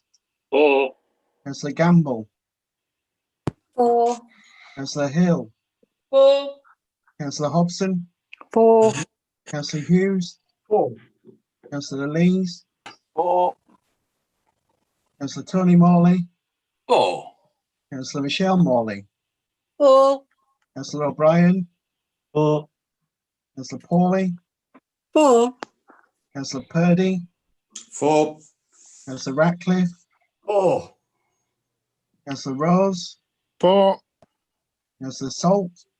4. Councillor Shirley. 4. Councillor Slack. 4. Councillor Statham. 4. Councillor Swindell. 4. Councillor Wayne. 4. And Councillor Wakeman. 4. That's unanimous, Chair. Thank you very much. So that's been carried, which is good news for Ashbourne. Thank you all very much. As we said when we voted almost an hour ago that we would complete that last item, item 12. The rest of the items will have to be carried forward to either an extraordinary meeting or the next council meeting.